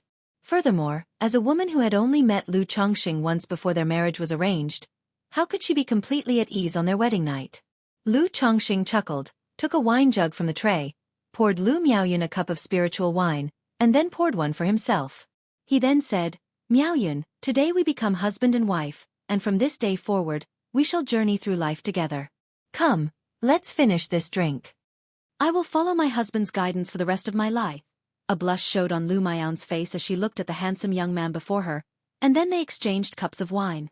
"Wishing the young master and young mistress 100 years of harmony, and may you have an early heir," said the maid Xiaoqing as she collected the cups, her voice clear and crisp. Then with a curtsy, she left the room, closed the door behind her, and left the newlyweds alone. After drinking the wedding cup, Lu Chongxing immediately felt a bit of heat in his lower abdomen and realized there was something off about the drink. Lu Miaoyun's complexion was also flushed and rosy, like blooming peach blossoms. In the room, the sound of their breathing at this moment seemed exceptionally clear. Lu Chongxing didn't need to think to know that the just-consumed wedding cup must have been specially prepared by the Lu family, intended to enhance the mood of the wedding night. He directly embraced his delicate wife in his arms and said, "Yuner, it's time to rest." My lord, the light is still on," Lu Miaoyun murmured softly. "It's fine, this way I can see clearly." That year, Lu Chongxing was 22 years old. He had 5 wives, 6 concubines, 2 favored beauties, and a maid. The next day, dawn broke brightly. The gentle sunlight filtered through the lattice window, casting its light onto the messy, bright red wedding garments and fiery bridal dress on the floor. After waking up, Lu Chongxing looked at the disheveled beauty in his arms, with tear stains still visible at the corner of her eyes, and felt completely relaxed and spirited, without a hint of lethargy. Seeing Lu Miao's pitiful state, remembering what happened the night before, he thought to himself that this little wife was indeed obedient and well-behaved, without the slightest bit of young mistress temperament. He couldn't help but kiss her pretty and fair cheek. This little action immediately woke up the sleeping Lu Miaoyun. She opened her eyes and softly called out to Lu Chongqing. "My lord," the voice was tender and silly, stirring a few threads of affection in Lu Changsheng's heart. He gently pinched her fair blushing cheek and said softly, "It's still early, you rest well. We have to go see Grandma later." Lu Miaoyun rubbed her eyes, not going back to sleep, indicating she wanted to get up. Seeing this, Lu Chongqing immediately supported the beauty. However, after all, Lu Miaoyun possessed the 4th-level energy refinement cultivation. Her body was stronger than that of ordinary people. Even though Lu Chongqing was somewhat rational yesterday, he had not made their first time such that she couldn't get up and move. Moreover, the spiritual wine was somewhat beneficial for her. Soon the two got out of bed and started dressing. Lu Miaoyun quickly gathered up the handkerchief and placed it in the mandarin duck brocade box nearby. This caused Lu Chongqing to smile. Afterwards, the two of them tidied up their clothes and pushed open the room door, ready to go pay respects to the 4th elder. "Young master, miss?" The maid Xiaoqing was standing outside the door, clearly not having slept all night. "Xiaoqing, didn't I tell you? You didn't have to stay up, you should go rest now," Lu Miaoyun told her. A maid like Xiaoqing, who possessed a spiritual root, wasn't entirely there to serve when following the young masters and mistresses. She was more for miscellaneous tasks while also learning a few things. To use her solely for serving would be too wasteful. "Miss, I'm not tired," Xiaoqing said with a gentle smile, her voice crisp and melodious like an oriole. She had a 9th-grade spiritual root and already reached the 2nd level in qi refinement, much more energetic than ordinary people. Lu Miaoyun didn't say much more and, hand in hand with Lu Chongqing, left the estate to head toward the residence of the 4th elder. Chapter 51. Lu family's 4th elder. Under 1. Yuner, you must live a good life with Chongqing from now on, and listen to your husband more, understand? Chongqing. Yuner is my granddaughter. Now that I've entrusted her to you, don't let me down. The 4th elder looked at Lu Chongqing and Lu Miaoyun and spoke out. Although this 4th elder was in her 70s or 80s and old enough to be a grandmother, she did not look her age at all. She wore a deep cyan, elegantly simple dress, with black hair meticulously coiled up, secured by a slanting jade hairpin. Her complexion was rosy and healthy, making her look like a noblewoman in her 30s or 40s. However, upon closer inspection, one could see strands of white in her temples and a few crow's feet around her almond-shaped eyes. But these white hairs and wrinkles did not make the woman appear much older. On the contrary, they added a strong sense of maturity to her overall bearing. "Grandmother, please rest assured that Chongqing will certainly take good care of Yuner and won't let her suffer the slightest grievance," Lu Chongqing replied respectfully. Even though it was a marriage of convenience, now that they were married and had shared the bridal chamber, he naturally intended to take it seriously and assume his duties and responsibilities. Lu Miaoyun also softly acknowledged. "Good, good, good. Grandmother believes in you. Work hard together so I can hold great-grandchildren soon," the 4th elder said, joining their hands together and smiling. Her demeanor was gentle and kind, her tone warm, but because she had held a high position for a long time, her words carried a faint authority. Upon hearing these words, Lu Miaoyun's cheeks immediately turned a shade of red, and she lowered her head shyly. Lu Chongqing responded with a frank expression. Yes, Chongqing will certainly strive hard. He, too, hoped that Lu Miaoyun would conceive soon. "Chongqing, I've heard from Miaoge that you've never been formally taught in talisman making and have relied solely on your own exploration. Grandmother teaches a class on talisman making at the end of each month. You should come as well. If you have any problems or issues with your cultivation, feel free to come directly to grandmother," continued the 4th elder, speaking gently as if she were a kind and loving elder. As a person responsible for the Lu family's talisman making, she not only made talismans herself but also taught other Lu family disciples in the art, in the hopes of cultivating new talisman masters. After all, types of talents such as array masters, alchemists, artifact refiners, and talisman masters were never too numerous for any family, which always hoped for more. However, these skills were highly dependent on innate talent and had a very high threshold. Among the Lu family, she had only managed to teach Lu Miaoge. Like Lu Miaoyun, her granddaughter had also learned talisman making, but with no real talent for it, otherwise, she would have been cultivated as well. It was her efforts that allowed Lu Miaoyun to have a second arranged meeting with Lu Chongxing. As long as Lu Chongxing married Lu Miaoyun, the fourth elder was willing to instruct and train him carefully, adding a second-grade talisman master to the Lu family. Chongxing thanks grandmother deeply, Lu Chongxing immediately said with a bow, his voice betraying excitement. He was aware that the fourth elder before him was a top-level first-grade talisman master, and also possessed the ninth-level energy refinement cultivation. There was naturally no issue with her guiding his cultivation. As for talisman making, although he had no need for guidance, having the fourth elder's instruction as a cover would allow him to reveal his talents in talisman making even faster in the future. Otherwise, having just become a middle-grade talisman master, revealing the abilities of a top-grade master would take at least 3 to 5 years. That was an excruciating amount of time. With the fourth elder's endorsement, he might be able to accelerate that timeline according to the situation. We are one family. There's no need for such formality. I am Yunus' grandmother, and from now on it'll be yours too. If you encounter any difficulties or have any issues, feel free to reach out to grandmother. I still carry a fair bit of weight in my words here at the Lu family, the fourth elder said with a gentle and benevolent smile. Yes, grandmother, Lu Chongxing responded, also revealing a sincere smile. Even though he was aware of the underlying motives in her caring and affectionate words, they truly warmed his heart and made him feel a sense of closeness. Immediately, Lu Chongxing addressed the fourth elder. Grandma, Chongxing indeed has a matter for which he would like to trouble you. What matter? The fourth elder's expression was gentle. Chongxing has a good friend by the name of Li Feiyu, who came with Chongxing to the Lu family to become a son-in-law. This friend of mine is different from me. He is wholeheartedly devoted to cultivation. Now he is hindered by the obligation of fathering children, so I would like to trouble Grandma, to see if it's possible to exempt him from the requirement of having 50 children, or at least reduce this number, Lu Chongxing said. He certainly had not forgotten about his good brother Li Feiyu's situation. He had intended to discuss this matter with the family head Lu Yuanding before. But because of Lu Miaohuan's situation, he felt somewhat embarrassed to bring it up to Lu Yuanding.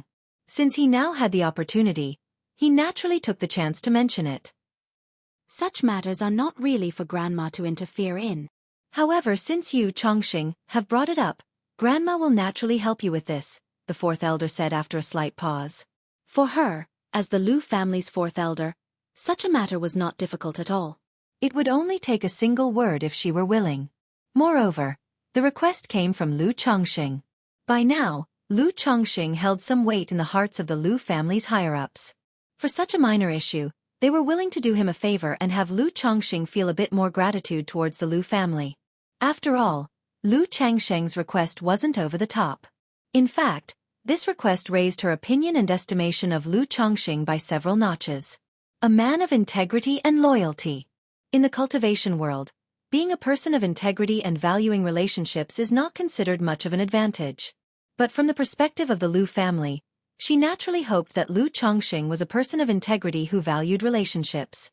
For your sake, Chongxing, Grandma has the authority to annul your friend Li Feiyu's original contract altogether, exempting him from the requirement to have children.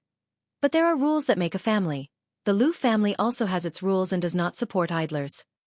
After exempting him from the requirement to have children, he will no longer enjoy any of the Lu family's benefits and entitlements.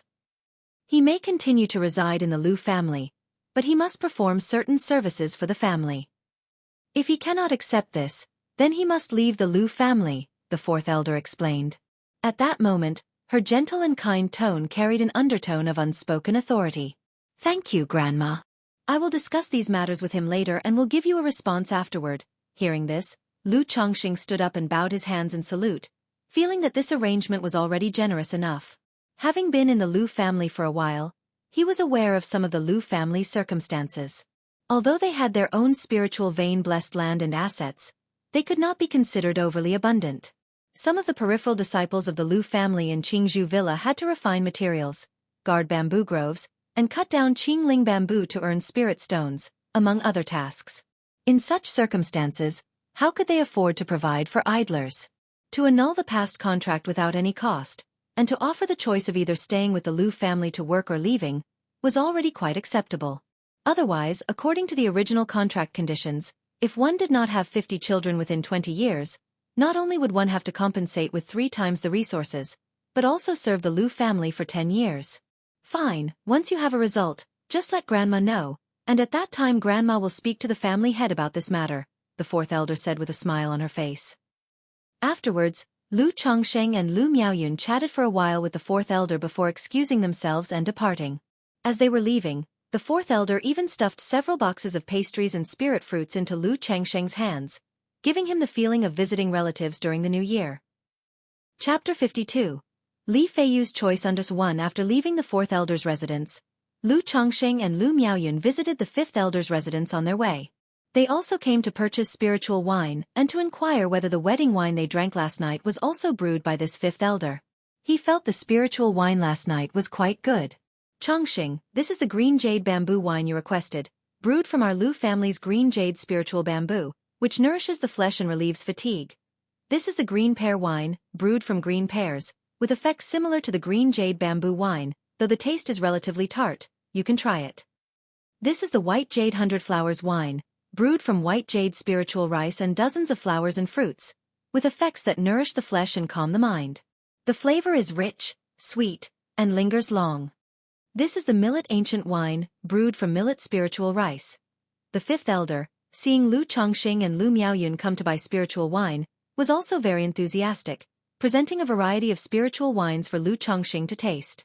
All these spiritual wines were first grade, with their quality, lower, middle, or upper grade, determined by the age of the raw materials and the fermentation time. Brewing wine and alchemy are different. Apart from the raw materials, there is also a significant cost of time.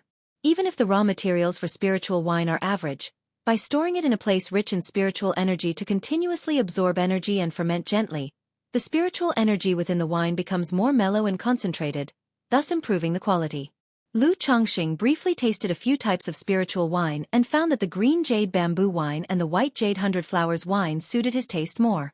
He then asked Lu Miaoyun which flavor of spiritual wine she preferred. Her tastes were similar to his, favoring the white jade 100 flowers wine. Without delay, Lu Chongsheng told the fifth elder that he wished to purchase 10 bottles of green jade bamboo wine and 10 jars of white jade 100 flowers wine. He also asked the fifth elder if the wedding wine he drank the previous night was one of the fifth elder's brews. The fifth elder chuckled and told Lu Chongsheng that the wedding wine was called Tiger Wolf Tonic Wine.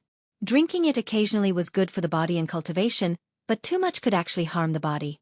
Drinking a cup once every 10 days or half a month would suffice. Immediately, Lu Chongsheng requested a bottle of the Tiger Wolf Tonic Wine. He planned to take it back and use it to rejuvenate his wives and concubines. The green jade bamboo wine and white jade 100 flowers wine were the lower grade of the younger years, costing 2 spirit stones per bottle and 3 spirit stones per jar, respectively. The Tiger Wolf Tonic Wine, however, cost 5 spirit stones per bottle. Altogether, it came to 55 spirit stones, and the fifth elder generously gave Lu Chongsheng a discount of 5 spirit stones. After purchasing the spiritual wine, Lu Chongsheng didn't stay long and bid farewell to the fifth elder with Lu Miaoyun. However, Lu Chongsheng had Lu Miaoyun go back first as he made his way to Qingzhou Villa. He planned to discuss the recent events with Li Feiyu. Brother Chongsheng. Good to see you, brother-in-law. Chongsheng brother-in-law. Brother Chongsheng, do you need anything over here? As Lu Chongsheng arrived at Qingzhou Villa, many Lu family disciples actively greeted him along the way. Now that Lu Chongsheng had become a middle-grade talisman master and married Lu Miaoyun, there was no unpleasantness among the Lu family disciples towards him, feeling that even a mere son-in-law deserved no less. Under the Lu family's education that prioritizes family above all else, Lu Chongsheng was now seen as one of their own in their eyes. Even if some were displeased, they wouldn't be foolish enough to show it. Moreover, Lu Chongsheng's personality was very amicable and he was easy to talk to, never offending anyone. Everyone was willing to be on good terms with this talisman master. Lu Chongsheng didn't know many of these people very well, but faced with their greetings, he always nodded and smiled in response, exchanging a few words. Sometime later, Lu Chongsheng arrived at Li Feiyu's residence and rang the doorbell. The door was opened by one of Li Feiyu's wives. Please wait a moment. Brother-in-law Chongsheng. I'll go inform my husband. After seeing that it was Lu Chongsheng, knowing he was there to see Li Feiyu, she politely invited him into the living room to wait, served him tea, and then went to notify Li Feiyu. "Chongqing, what brings you here?" Soon after, Li Feiyu arrived in the hall. "What, can't I come for a visit without any particular reason?" Lu Chongqing said with a smile. "Didn't you just get married? Aren't you busy with something?" Li Feiyu smiled and said, "What could I possibly be busy with? I've come because there's something I need to tell you." Lu Chongqing said. "What thing, what thing?" Li Feiyu asked. "About the matter of you having 50 children in 20 years. Lu Chongqing picked up his teacup, took a light sip, and said, "Did you bring this up with the family head?" "What did the family head say?" Upon hearing this, Li Feiyu's entire body shook. A look of surprise appeared on his face, and he eagerly looked at Lu Chongqing. Although he had previously said he didn't want to trouble Lu Chongqing, over the years, the Lu family had also started to put pressure on them, the immortal seedlings, to have children. Because of his relationship with Lu Chongqing, Uncle Fu had also been relatively lenient towards him. But he had mentioned it a few times, so under pressure, he had also had 5 children with 2 more on the way. Gulp, Lu Chongqing didn't speak. Under Li Feiyu's eager gaze, he slowly took a sip of tea, comfortably sighed, and then said, "I didn't mention it to the family head." Li Feiyu was stunned. Seeing Li Feiyu's reaction, Lu Chongqing then smiled and said, "I talked to the 4th elder about your situation, and the 4th elder has agreed. He agreed to waive the matter of having 50 children and has given you 2 choices. One is..." Lu Chongqing did not leave him in suspense and relayed the 4th elder's words. "Great, great, that's great." Li Feiyu's face showed excitement and elation. Being able to resolve the contract without any cost and not having to have 50 children made him very satisfied. He took a deep breath and with a serious expression thanked Lu Chongqing. "Chongqing, thank you so much for this matter. We don't need to be so polite between us. Feiyu, are you planning to continue staying with the Lu family or to leave?" Lu Chongqing waved his hand and asked aloud. He truly regarded Li Feiyu as a brother and would naturally help with something within his ability. Ever since he became a first-grade middle-stage talisman master, he had wanted to discuss this matter with Lu Yuanding. But because of Lu Miaohuan's situation, he felt a little embarrassed to bring it up with Lu Yuanding, so he waited until now. Although the children belong to the Lu family, they are still young, and I just can't bring myself to walk away and leave them behind. I choose to continue working with the Lu family until the children are a bit older and have reached the middle stage of qi refinement, said Li Feiyu after a moment of contemplation. His unwillingness to have 50 children wasn't just because it interfered with his cultivation. It was also because he had attachments and couldn't bear to ignore them and walk away without a care. I also think it's better to stay with the Lu family for now. Lu Chongqing nodded in agreement, sharing the same opinion. Li Feiyu was only at the 3rd level of qi refinement. Going out as a loose cultivator would be very difficult, so it was better to stay with the Lu family for now.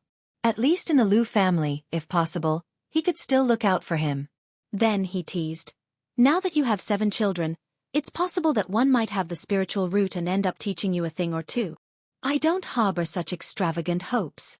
Everyone says how wonderful cultivation is, but once you step onto the path of immortality, you realize it's not as beautiful as you imagine. If possible, I actually hope none of them have the spiritual root so they can live quietly and carefree in the mortal world for the rest of their lives," Li Feiyu said with a smile and a shake of his head. Initially, he was single-minded in his pursuit of immortality, even willing to give up his status as the young master of the Crimson Whale Gang to become a son-in-law in the Lu family. But now, after more than 4 years, he had come to understand that the path of cultivation was not as wonderful as he had imagined. It was extremely brutal. If one's spiritual root talent was poor and they had no family background, cultivation could be much harder than struggling in the mortal realm. "You don't sound like yourself. What, are you regretting embarking on this path of cultivation?" Lu Chongqing raised his eyebrows when he heard this.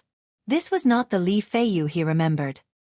He still remembered Li Feiyu's words from back then, "Life is but a 100-year dream, and one must not miss the chance at immortality if it arises," which led him to forsake his position as the young master of the Crimson Whale Gang to be a son-in-law at the Lu family. Chapter 53. Encouragement, Demonic Spirit Root. Under one regret? Not really, but sometimes I do wonder, is it all worth it? Li Feiyu slightly shook his head, speaking with a hint of wistfulness. People always grow, and over the 4 years at the Lu family, He too had his edges worn down and was no longer as brash and confident as he once was. Hearing this, Lu Chongqing fell into a brief silence. He thought of his past self. Full of passion at graduation, extremely diligent, but gradually began to settle for less a few years later. And Li Feiyu was in an even more severe situation. In secular life, as the young master of the Crimson Whale Gang, he was a top expert at 18, and calling him a promising youth was no exaggeration. But upon coming to the cultivation world and becoming a son-in-law to the Lu family, although he stepped onto the cultivation path, life was just about having children, with hardly any hope seen in cultivation.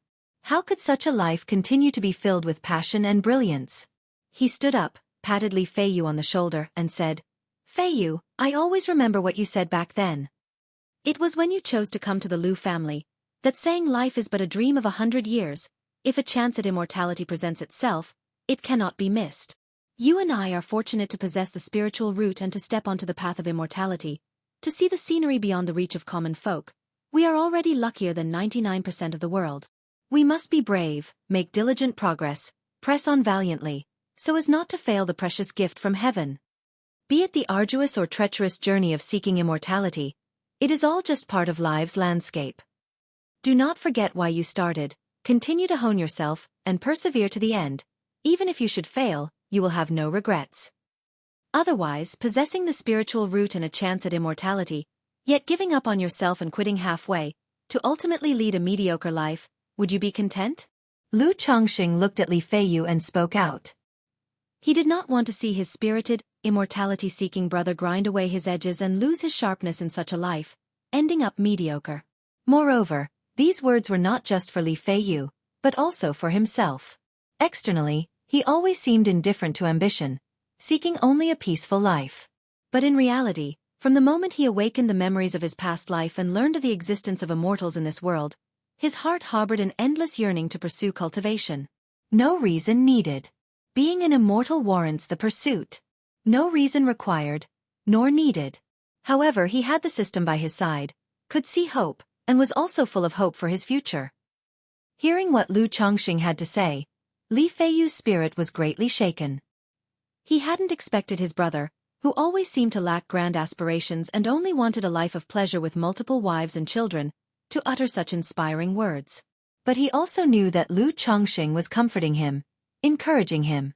Yet, in the next moment, he suddenly remembered what Han Lin had mentioned at their 3-year reunion. That Lu Chongqing had once placed first in the heart-testing platform during the 4th trial at the Qingyun sect.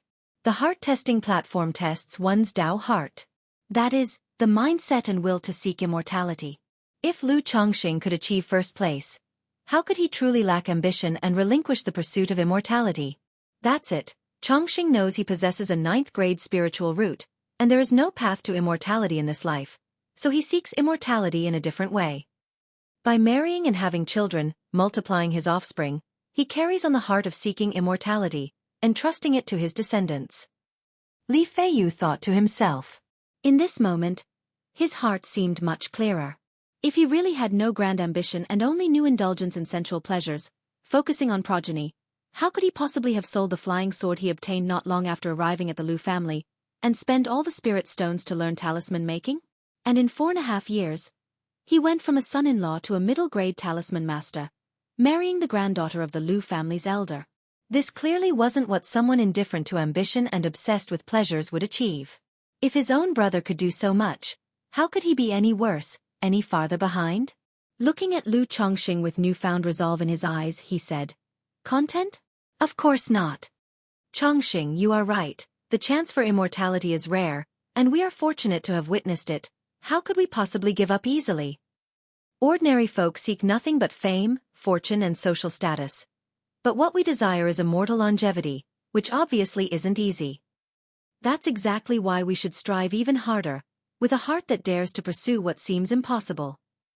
Life is but a dream of 100 years. With a sight of immortality before us, we must not live it in mediocrity." "Thank you, Chongqing." Li Feiyu spoke, his eyes alight with a sharp and burning flame. "No need to thank me. I simply don't want to see you, before truly entering the world of cultivation, losing your edges and your sharpness." Lu Chongqing said aloud. In this world, he didn't have many friends. Li Feiyu was pretty much the only one he could count. He still hoped that Li Feiyu could go a long way on the path of cultivation in the future. How could Li Feiyu be so easily defeated? Now that I'm no longer bound by a mere contract, once the child grows a bit more and I break through to the middle stage of chi refinement, I'll go out and make my mark, truly experiencing the cultivation world. Otherwise, if things keep going like this, I'm afraid I'll really lose my edge and dull my sharpness. If I end up as a pile of dry bones one day, I'll have to trouble you to take care of my wives and children. Li Feiyu said with a laugh, full of nonchalance. Having come from a Jianghu gang, he was quite philosophical about life and death, but he couldn't let go of the people around him. Don't you be setting up your banner so early. Lu Changsheng's mouth twitched as he said, setting up what banner? Li Feiyu asked. It's nothing, if anything unexpected does happen, I'll take care of your wife and kids myself. Lu Changsheng said with a smile, shaking his head. Li Feiyu didn't take these words to heart and the two continued to catch up on old times. Ever since Lu Changsheng moved to Qingzhou Valley, the two of them really had fewer opportunities to meet and chat. Lu Changsheng also brought out the Bu bamboo wine he had just bought from the fifth elder and shared a bottle with Li Feiyu.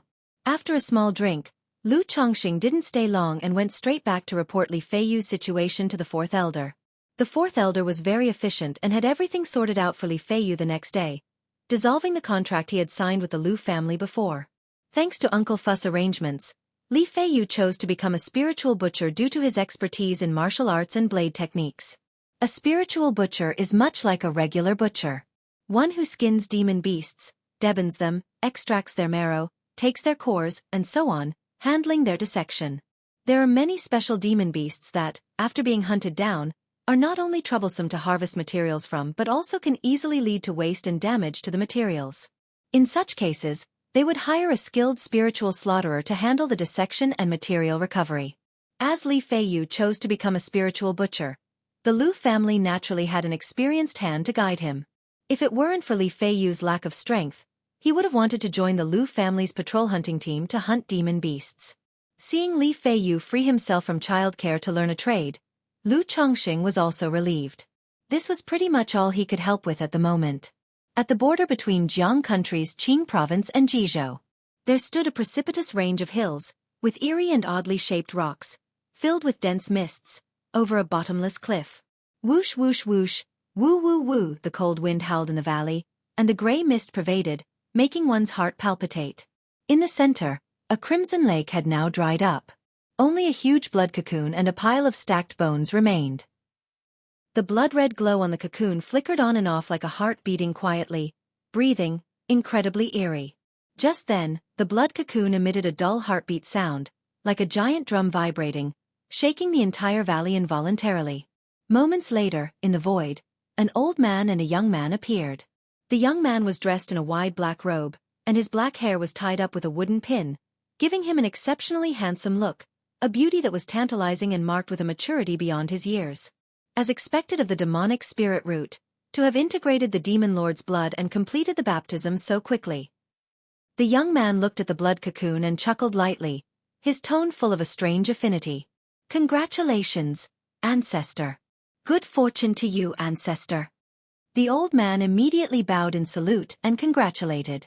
The young man chuckled again and lightly pointed at the blood cocoon.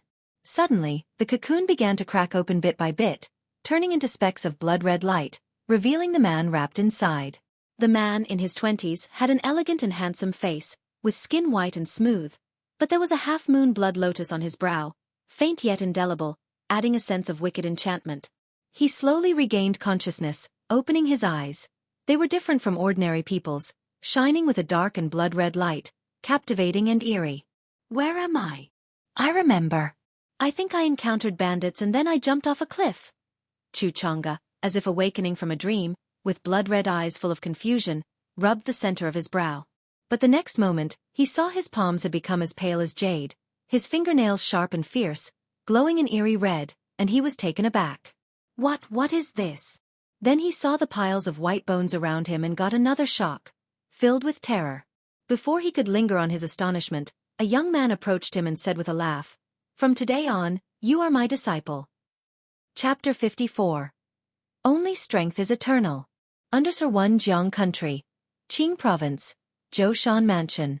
A youth, a young man, an old man, appeared out of thin air in a desolate and dilapidated courtyard, overgrown with weeds. Is this my home? How did my home become like this? The young man frowned slightly as he looked at the ruined courtyard before him. It was clear that this courtyard had been uninhabited for a long time. Chu Chang'e couldn't help feeling a sense of ominous foreboding as he looked at the scene before him. He quickly circled the yard and then ran to the main entrance to confirm that this was indeed his home. Why would my parents move without reason? Even if they moved, they wouldn't just abandon the house like this. Chu Chang'e muttered to himself in a low voice, but a wrenching pain surged in his heart, causing his body to tremble uncontrollably, and his dark red eyes glowed with a bloody light as if they were filled with undried fresh blood. Trying to suppress the throbbing pain in his heart, he ran to the street and asked passers-by what had happened to the Chu family. But the passers-by who saw his blood-red dull eyes all reacted like startled rabbits, their faces changing drastically in fear as they ran away. Finally, a trembling vendor spoke out. No one knows what sins the Chu family committed, but a year ago, the entire family was murdered. As far as I know, the case remains unsolved to this day. As the words fell, boom, Chu Chang'e felt as if he had been struck by lightning, and his brain seemed to explode. He stumbled and half knelt on the ground, vomiting a mouthful of fresh blood. No, no, no! Impossible. Absolutely impossible.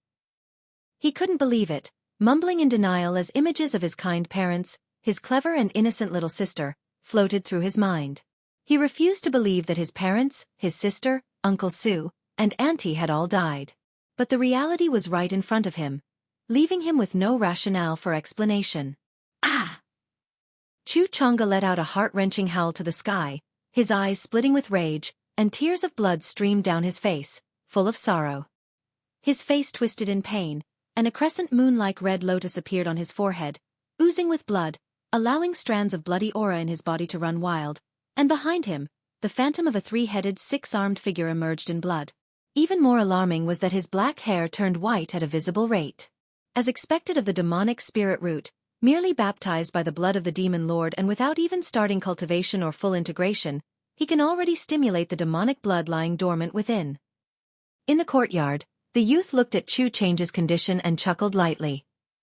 Elder, won't he think that we had someone do this and thus harbor resentment towards us? The old man asked cautiously. What of resentment? Resentment gives motivation. With this child's potential, just a bit of diligent cultivation is needed, and within 100 years, he can condense the demonic body. What I want is for him to condense the demonic body as fast as possible and to achieve great mastery in it, said the youth indifferently, always with a faint smile on his face. At this moment, Chu Chang'e, who had been half kneeling on the ground, suddenly stood up, gasping for air, his whole body trembling as he clenched his fists and came to the middle of the courtyard. His face was fierce and his eyes bloodshot as he stared at the youth and the old man and yelled, "Was it you who did this? Insolence!" Upon hearing Chu Chang'e's words, the old man immediately rebuked him, exuding a majestic aura that made Chu Chang'e feel as if he was carrying a great weight, and he knelt down with a thump, struggling to breathe. The youth waved his hand and looked at Chu Chang'e, saying, "Today, as your teacher, I'll teach you your first lesson. Don't be impulsive in anything you do. Think thrice before you act. What is the significance of you questioning me so impulsively?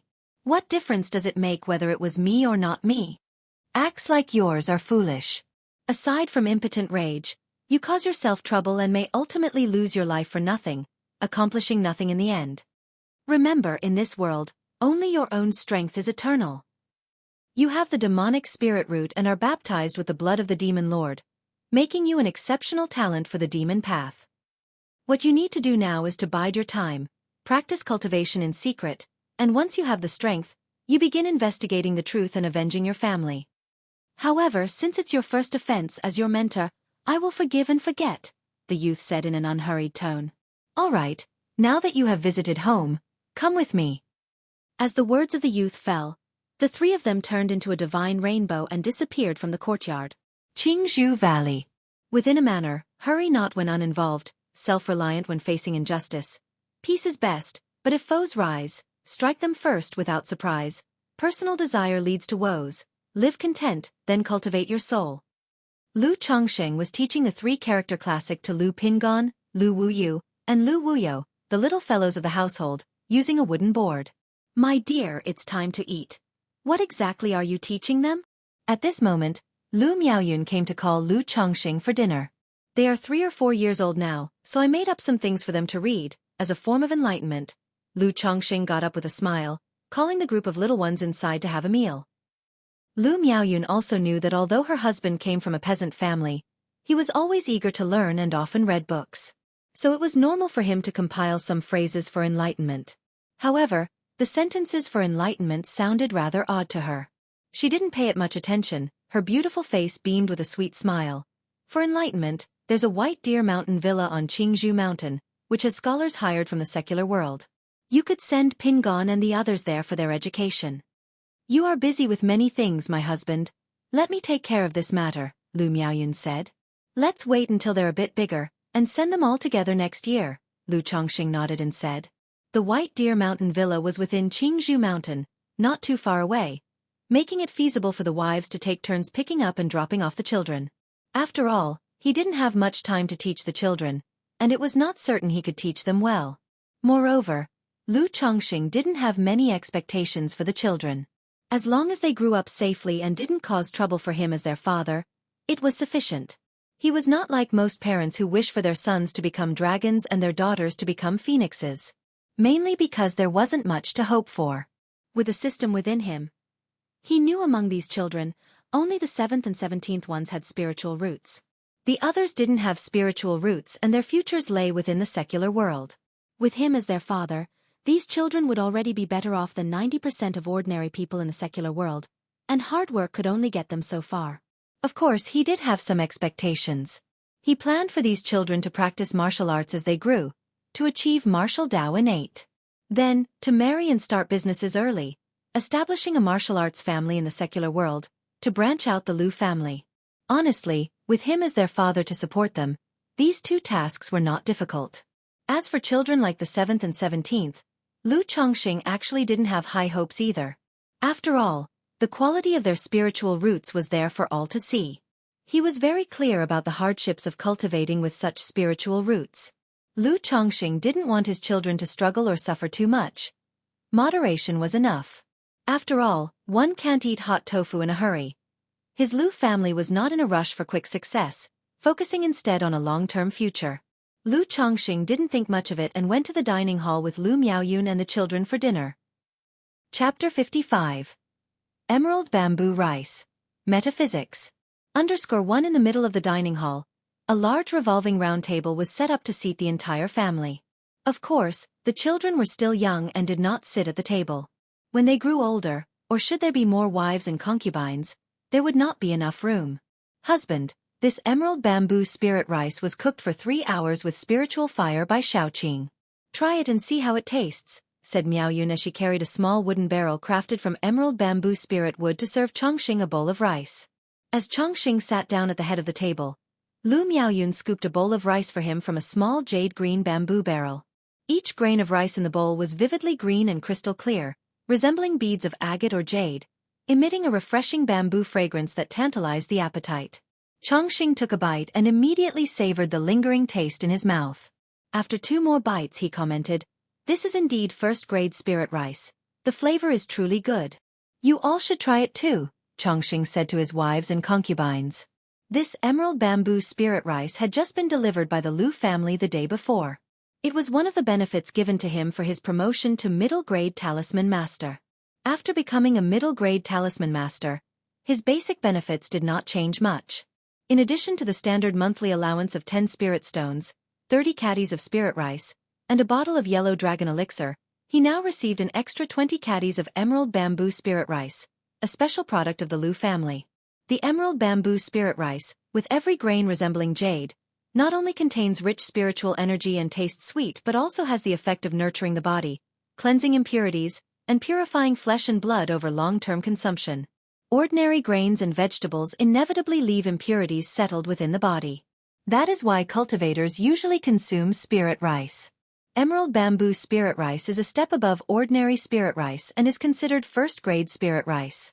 Even for the Lu family, the annual yield is limited. Only certain members like the family elders and guest elders receive a set portion each month. This time, due to Changsheng's advancement to middle-grade talisman master and his marriage to Lu Miaoyun, the Lu family granted him an allowance of 20 caddies per month. Beyond the reward of emerald bamboo spirit rice, the other change was that by completing the monthly talisman-making tasks assigned by the Lu family, he could now earn an additional spirit stone bonus. Unlike before, where there were no rewards for completing the assigned tasks. The bonus wasn't much, but it wasn't insignificant either, currently amounting to 10 spirit stones. Moreover, for any extra talismans made beyond the quota, the Lu family agreed to purchase them at market price. This arrangement could be considered an indirect improvement in benefits, adding an incentive to perform better. Naturally, Chongqing had no objections to this and felt it was satisfactory.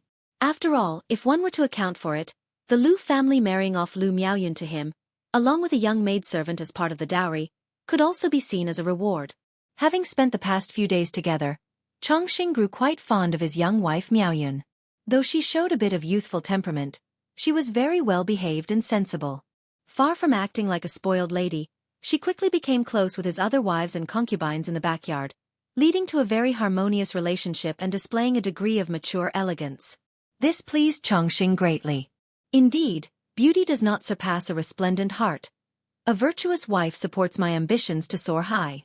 For Chongqing, in terms of taking a wife or concubines, looks or physical appearance were not his primary concern. Being above average in appearance was sufficient. Spiritual root aptitude and moral character were much more important. Thank you, husband. Thank you, husband.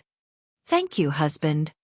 On hearing Changsheng's words, the wives and concubines began to eat.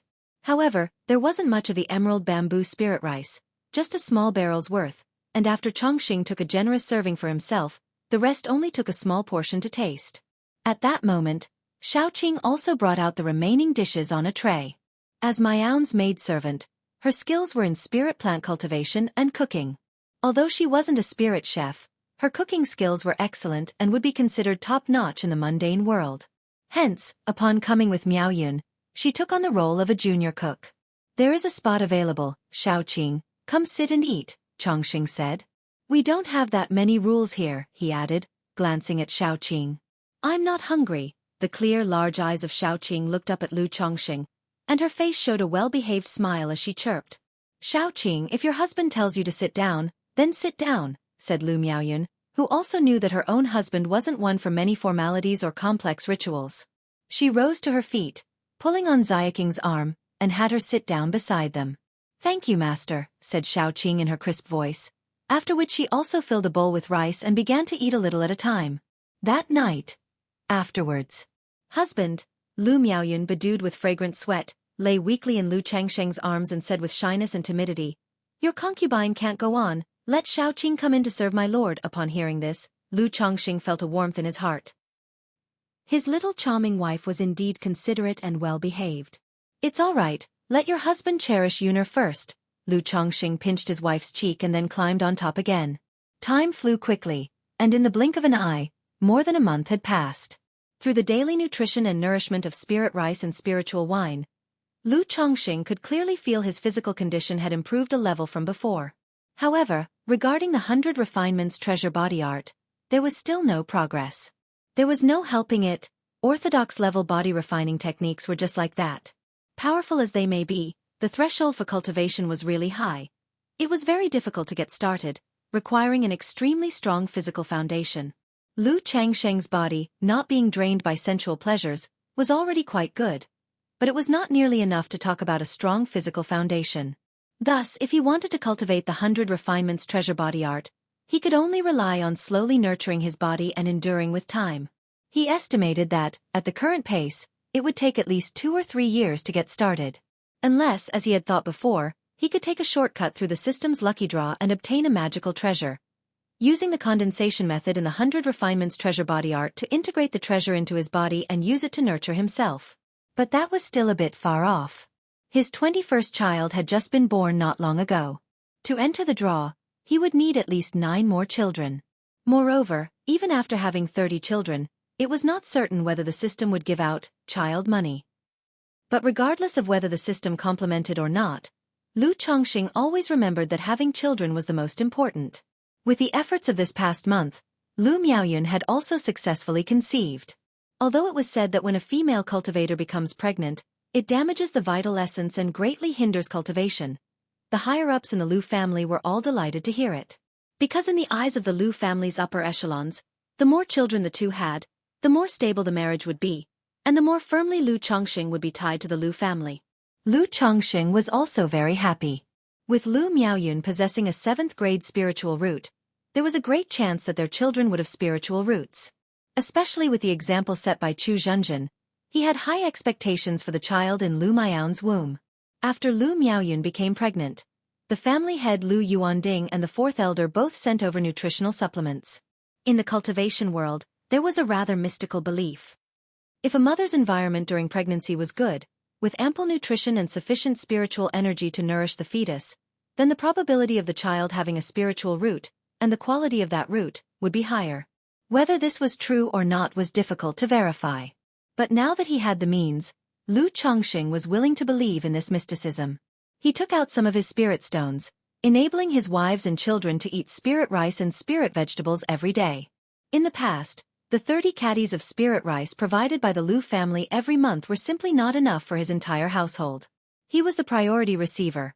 His wives and children could only occasionally eat spirit rice and vegetables.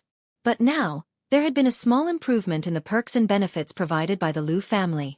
Coupled with the stable income from talisman sales through Hong Yi and the profits from Bullhead Mountain, Lu Chongqing could finally afford to improve the dietary conditions for his wives and children. Chapter 56. My Demon Path Big Uncle. _1 This day, Lu Chongqing received a letter. It was from Hong Yi, who wrote that someone he had sent out had learned of a piece of news in Zhoushan Mansion. A strange man had appeared in the Chu family courtyard. According to his investigation, there was a high probability that this man was Chu Chang'e, because someone there recognized Chu Chang's appearance. And this strange man appeared within the Chu family, asking people about what had happened there. So putting all these circumstances together, it was almost certain that this man was Chu Chang'e. But for some reason, whereas Chu Chang'e was once known for his refined and handsome scholar appearance, he had now transformed into something demonic and ominous, his eyes an extremely blood red, like a monster's. In the letter, Hong Yi said that after Chu Chang'e appeared, he disappeared without a trace, with no further news. He suspected that Chu Chang'e had also started on the path of cultivation, but it was of the demon path, and warned Lu Chongqing to be careful. Demon path. After finishing the letter, Lu Chongqing's eyes slightly narrowed. About what he knew, the cultivation world of Jiang country revered the heavenly sword sect. The major immortal sects, immortal cities, and cultivating clans were all seemingly righteous forces on the surface. Not one of them was from the demonic sects. Thus in Jiang country, there was no fertile ground for the existence of demonic path cultivators. On the rare occasion there were some demon cultivators. They were often loose cultivators who had obtained a demonic inheritance. Lu Chongqing never expected that his newfound uncle would take up the demon path. I wonder if this big uncle will come looking for Qingzhou Mountain. Lu Chongqing thought to himself. He certainly wasn't worried about this big uncle of his finding Qingzhou Mountain. After all, a clear conscience fears no midnight knocking. Not only had he saved Chu Zhenjin, but their affection for each other was mutual. Could it be that this big uncle would come to cause him trouble? Even if Chu Chang'e did not understand the true situation and came to bother him, he would still need the ability to find him. In Lu Changsheng's view, since Chu Zhenjin had an 8th-grade spiritual root, even if her brother had a spiritual root, it likely wouldn't be much better. Moreover, in Jiang country, demon cultivators were akin to rats crossing the street, despised and pursued by everyone. Under these circumstances, how could he possibly come to Qingzhou Mountain to trouble him? Sigh, it seems my big uncle is also a tragic figure. Entering the path of cultivation, yet choosing the demon path, only to come home and learn of his family's destruction. Lu Chongqing heaved a sigh and shook his head. He had a rather good impression of this big uncle of his, whom he had never met. Because over the past year and more, Chu Zhenjin had told him many things from their childhood. Among these, she often mentioned this inexpensive big uncle. According to Chu Zhenjin, her brother, though always studying and not one to smile or speak much, preferring to preach lofty principles, was not a rigid person. He was very affectionate towards his little sister and often helped her clean up her messes, even hiding them from their parents when she made mistakes. I won't tell Zhenjin about this for now, so she doesn't worry. If I have the capacity to help in the future, I might indeed lend a hand to this big uncle, of course, that is if he's still alive. As for now, forget about it. Lu Chongqing took a deep breath and let it out long, not dwelling further on this matter. At present, he was merely a weak qi refinement third-level cultivator, barely surviving in Qingzhou Mountain. This big uncle of his, he couldn't really help at the moment, nor did he want to trouble himself with caring. He then replied to Hong Yi with a letter, telling him not to inquire into Chu Change's whereabouts anymore. Otherwise, if they got involved with a demon cultivator, it would be another hassle. That night. Afterwards.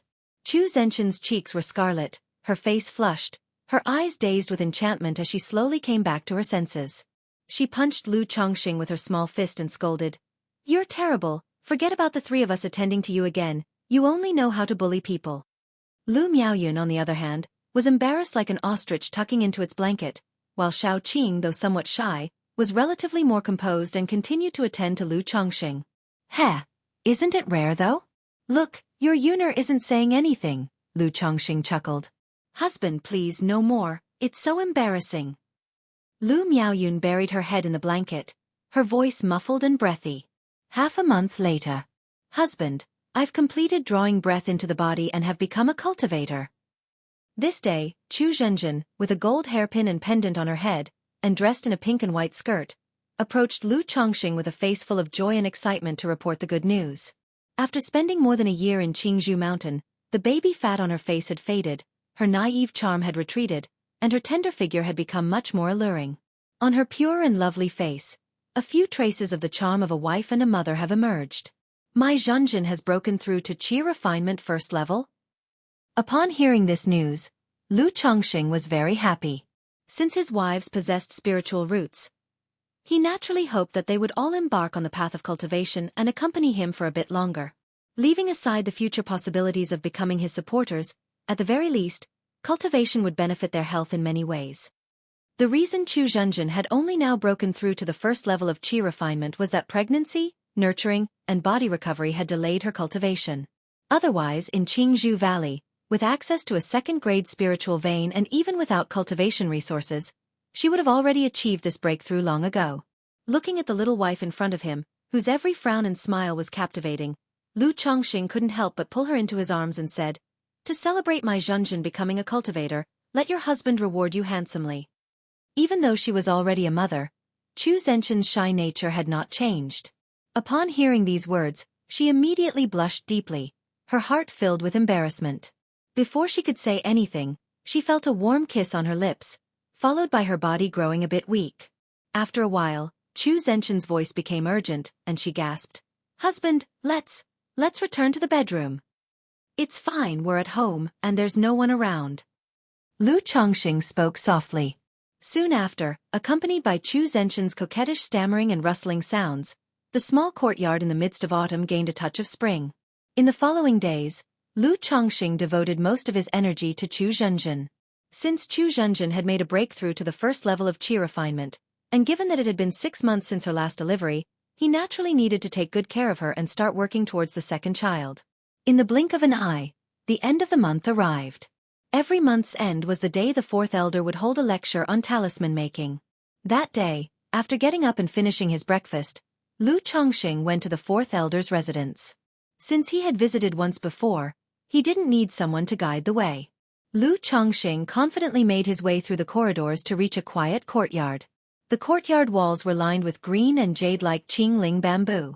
In the center was a small pavilion with 5 tables and chairs placed nearby. Currently, next to the pavilion, a stunning figure stood tall and straight. Her face was lovely, her eyes clear as water, dressed in a white skirt simple and elegant. Her lustrous black hair cascaded down her back, hanging softly to the waist of her snowy dress, in a striking contrast of black and white. Adorning only the simple white dress and shoes, her graceful figure and elegant bearing exuded a unique allure, carrying a breath of ethereal otherworldliness. The gentle breeze blew, and strands of sunlight fell upon her, illuminating her white dress. It bathed her in a layer of sacred golden radiance, making her appear all the more divine and noble. Seeing Lu Miaoge standing as if she had stepped out from a painting, Lu Chongqing could not help but show a hint of admiration in his eyes. Perhaps it was because since the awakening of his memories, the first fairy he encountered in the cultivation realm was Lu Miaoga, giving him a special sentiment towards her in his heart. Previously, upon seeing Lu Miaoga, due to the disparity in their statuses, Lu Chongqing harbored thoughts but didn't feel much. Now, with the confidence given by the system and the rise in status of the Lu family, Lu Miaoga no longer seemed unattainable to him. Thus, every time he saw Lu Miaoga, he couldn't help but nurture thoughts he hadn't entertained before. Thoughts of conquering the celestial beauty, who seemed pure and unworldly, under his body to taste at will. Sigh, no wonder many people, once they have money and power, become morally corrupt. Lu Chongqing shook his head internally. He had just recently married Lu Miaoyan, and now he was already harboring inappropriate thoughts toward his wife's cousin. Eldest Mississippi. Lu Chongqing didn't dwell on such thoughts. He greeted Lu Miaoga with a smile. As a talisman master of the Lu family, Lu Miaoga would come to study talisman making with the fourth elder on this day every month. As for the other Lu family disciples who were learning talisman making, because they were apprentices, the fourth elder divided the lessons into two groups. The morning was for Lu Miaoga and Lu Chongqing, and the afternoon was for the other Lu family disciples. Lu Chongqing. Seeing Lu Chongqing, Lu Miaoga greeted him with a light smile. Her smile was faint, as delicate as a snow lotus blooming on the mountain, quickly concealing her mirth to return to her previous serene and ethereal demeanor. This made Lu Chongqing silently think to himself that the two sisters were quite similar in this respect. Neither of them liked to smile much, but when they did, it was very beautiful. He didn't go over to chat or anything. Even if he harbored thoughts about Lu Miaoga, it wasn't as if he could just go up and pursue her. One reason was that his current status was not suitable for pursuing her, and besides, one doesn't chase after a girl, one attracts her. Lu Chongqing sat down at a table and chair on the side, waiting for the fourth elder to arrive. Chapter 57. Taking a talisman-making class with a young miss. Undas one. It wasn't long before the fourth elder arrived in the courtyard. Her hair was coiled elegantly atop her head, with streaks of silver among the black, and she was dressed in a bluish-brown dress, making her look every bit the dignified and graceful lady of high status. Grandmother. Great-aunt. Lu Chongqing and Lu Miaoga immediately made a formal bow with hands clasped to the fourth elder. There's no need for so much ceremony, please sit. The fourth elder showed a warm and kind face as she waved her hand. Then turning to the two she spoke, Chongqing, Miaoga, show me the talismans you've been practicing most recently. Upon hearing this, both brought out their talisman-making tools and began drawing talismans. Lu Chongqing was still working on the fire cloud talisman he had first revealed. After all, when he had first revealed himself to be a first-grade middle-grade talisman master, his success rate had only been about 10% to 20%, so naturally he still needed to practice. The fourth elder glanced at the talismans being drawn. Seeing Lu Chongqing's steady wrist and confident strokes as he sketched the fire cloud talisman, she couldn't hide a look of surprise. Following, under the watchful eyes of the fourth elder, Lu Chongqing successfully completed the drawing of the fire cloud talisman. Chongqing, you must have a success rate of around 60% to 70% when drawing the fire cloud talisman now, right? After watching Lu Chongqing's progress with the fire cloud talisman, the fourth elder exclaimed with a face lit up by a trace of pleasant surprise. Lu Miaoga, who was at the side drawing her talisman, trembled slightly in her fair wrist upon hearing this, resulting in the failure of the talisman she was working on. Then she turned her bright eyes towards Lu Chongqing. Her delicate face expressed clear astonishment. She was well aware that it was just 2 months ago that Lu Chongqing had achieved the status of a first-grade middle-grade talisman master. In just 2 months, he had improved his success rate with the first-grade middle-grade fire cloud talisman to 60% to 70%. Such talent in talisman making was truly terrifying. She couldn't help recalling 3 years ago when Lu Chongqing became a talisman-making apprentice, and she had accompanied Uncle Fu to assess him. She had recognized then that Lu Chongqing's talent for talisman making was higher than her own. But she had never expected, Lu Chongqing's talisman making talent was even greater than she had thought, so much greater. Without anyone's guidance, in just over 3 years, he had become a middle-grade talisman master. Now, under the mentorship of the fourth elder, the fire cloud talisman, which originally only had a success rate of 20%, had improved in just 1 month to a staggering 60% to 70% success rate. This progress was simply terrifying. Even though she was usually as calm and poised as water and was already trying to draw superior-grade talismans to challenge for the superior-grade talisman master title, in that moment, in front of Lu Chongqing, she couldn't help feeling a sense of despondency and frustration. She pursed her lips, put aside her feelings of loss and defeat, and took out a new piece of talisman paper to start drawing again. It's all thanks to your guidance last time, grandmother. I've been practicing hard at home to achieve this success rate. Lu Chongqing answered with a nod. He was unaware that his behavior had caused Lu Miaoge to feel frustrated. This display of talent with the Fire Cloud Talisman was something he had planned in advance and was part of his strategy. He wanted to make use of the pretext of the Fourth Elder's guidance to accelerate the unveiling of his own talents in talisman making. Excellent, excellent, that's very good.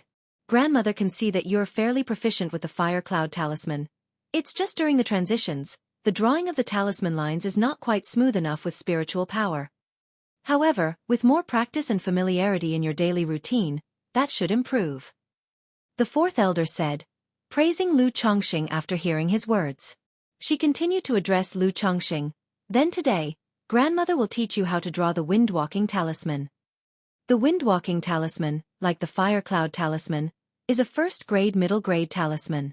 In terms of difficulty, it's slightly more challenging than the Fire Cloud Talisman. Thank you, grandmother. Lu Chongqing spoke respectfully. He had no preference over which talisman to learn or practice, and simply followed the Fourth Elder's arrangements. One reason was that he did not care much. Another was that it was part of the terms of the spiritual contract with the Lu family. He had to follow the Lu family's arrangements and practice the respective talismans. The Windwalking Talisman is different from the Fire Cloud Talisman. It emphasizes softness, not just in the brushwork but also in the output of spiritual power, carrying a sense of roundness. A critical point with the Windwalking Talisman is that every time you reach a turning point, the brushwork should be light and smooth, and the spiritual power must be continuously bounced out in a gentle stream. The Fourth Elder explained the essentials of the Windwalking Talisman to Lu Chongqing. She then drew a Windwalking Talisman on the spot, allowing Lu Chongqing to sense the fluctuations of spiritual power on it and to imitate the lines drawn upon it. Yes, grandmother. Seeing this, Lu Chongqing nodded and picked up a stack of blank papers from the table to familiarize himself with the talisman lines. When starting to draw a new talisman, it is common to practice drawing talisman lines on blank paper first, before trying to create it on real talisman paper. Starting directly with talisman paper would generally be wasteful, as failure was almost certain at that stage. Of course, for someone exceptional like Lu Chongqing, it was a different case. But in front of the Fourth Elder, he naturally still presented himself as earnestly learning. Then the Fourth Elder turned her attention towards Lu Miaoge, who was in the process of talisman making, only to see that Lu Miaoge's talisman had failed again. Knowing that Lu Miaoge was still unfamiliar with the talisman she was drawing, the speaker outlined the key points. Miaoge, the golden light barrier talisman values firmness as the main aspect, with softness as a supplement. The strokes must be soft, yet firm, and the output of spiritual power must also be strong and powerful. When you make the first stroke, your touch and spiritual power should be like cotton wrapped around iron. At the first turn of the talisman line, you need to add a bit more gathering feel, while your spiritual power should release. After the ninth turn, the power must flow continuously without end. Making talismans, with higher grades of talismans, becomes more difficult and complex. The process of beginning, continuing, turning, and concluding every stroke and line follows very strict standards.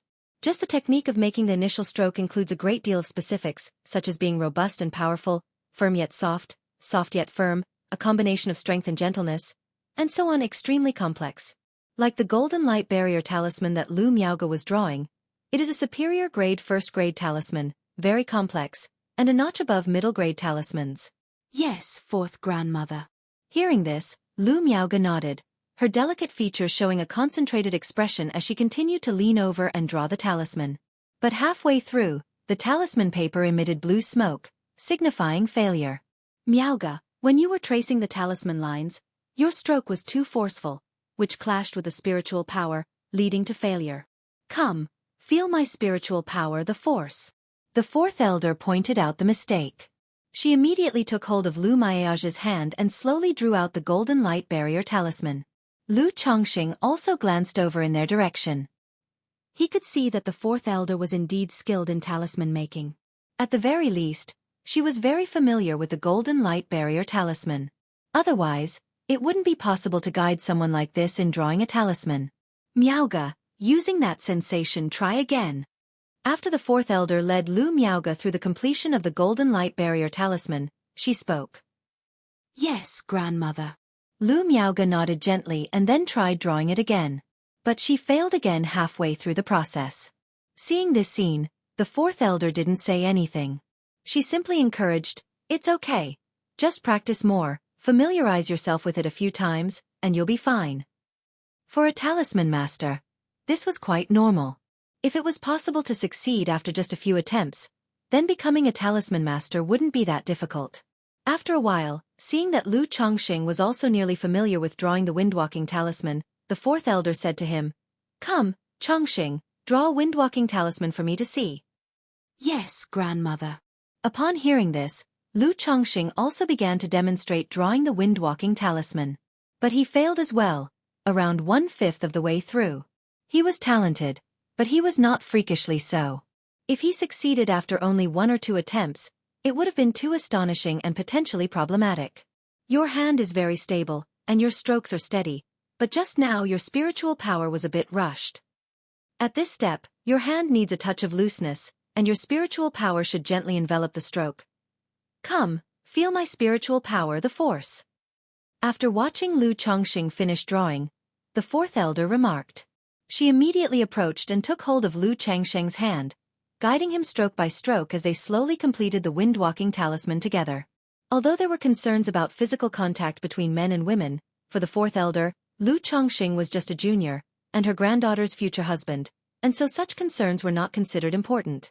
Through this process, Lu Chongqing could clearly feel the force and flow of spiritual power coming from the fourth elder's palm. At this step, your hand should be loose, with your spiritual power enveloping the stroke, imparting a sense of bounce, a light flick of the wrist, finishing the rest in one go. Try again. In a kindly tone, the fourth elder instructed Lu Chongqing, then let go of his hand. All right, grandmother. Lu Chongqing nodded, but did not start drawing immediately. Instead, he took out a gourd from his storage bag and took a sip of liquid before continuing. Inside was white jade 100 flowers wine, which had the effect of restoring spiritual power and calming the mind. It was helpful for his talisman making. He naturally didn't need the wine to calm his mind, but it was necessary to help restore his spiritual power. The fourth elder made no comment on this. She knew that Lu Chongqing was only at the 3rd level of qi cultivation, and couldn't draw too many first-grade middle-grade talismans without relying on spiritual wine for power restoration. Then, under the fourth elder's watchful eye, Lu Chongqing managed to draw about a quarter of the talisman before failing. Your spiritual power didn't fully envelop the stroke. To be focused on a point, try a few more times. After watching, the fourth elder gave her feedback. And so it went, under the fourth elder's tutelage. A morning passed. That morning, neither Lu Chongqing nor Lu Miaoga succeeded in creating any new talismans. But they had at least gained an introductory understanding of these types of talismans and grasped their essentials. Next, they just needed to go back and practice more, to become more familiar. Chapter 58. Chu Zhenshin's second child, Breakthrough Elixir. Under one time flew by, and in the blink of an eye, more than half a month had passed. Chu Zhenshin, who had been receiving special attention from Lu Chongqing, ran to him and said, "Husband, I think I am pregnant." Pregnant? Let me see. Lu Chongqing, hearing this, was overjoyed and placed his head against Chu Zhenshin's belly. Of course, at this time, there were no fetal movements yet. But as a cultivator, Lu Chongqing could faintly sense the new life being nurtured within her stomach. Good, good, good. Indeed you are pregnant. Come here, Zhenshin. Let your husband give you a kiss. Seeing that Chu Zhenshin was pregnant, Lu Chongqing's mood soared. He caressed his delicate wife's cheek and kissed her tender lips fiercely. In the courtyard, there were other sisters present. They couldn't help but cover their mouths and giggle at the scene, leaving Chu Zhenshin blushing. Feeling slightly embarrassed and annoyed, she gave her husband a playful punch. Her fair and charming face was flushed red with shyness, utterly irresistible. Yet this hint of girlish shyness, coupled with Chu Zhenshin's charm as a wife and mother-to-be, was both pure and enticing. It set Lu Chongqing's heart ablaze, making him wish he could take his lovely wife right then and there. However, seeing how happy her husband was, Chu Zhenshin's blushing face also revealed a smile of pure happiness and contentment. Now that both Lu Miaoyun and Chu Zhenzhen were pregnant, Lu Chongqing felt extremely contented, feeling that life was becoming ever more promising. He looked forward eagerly to the birth of his children by the two delicate wives. He also thought of the two beloved concubines who hadn't been pregnant yet, and a maidservant with a spiritual root. But since Lu Miaoyun was only a little over a month pregnant, he wasn't in a hurry for the maidservant Xiaoqing to become pregnant.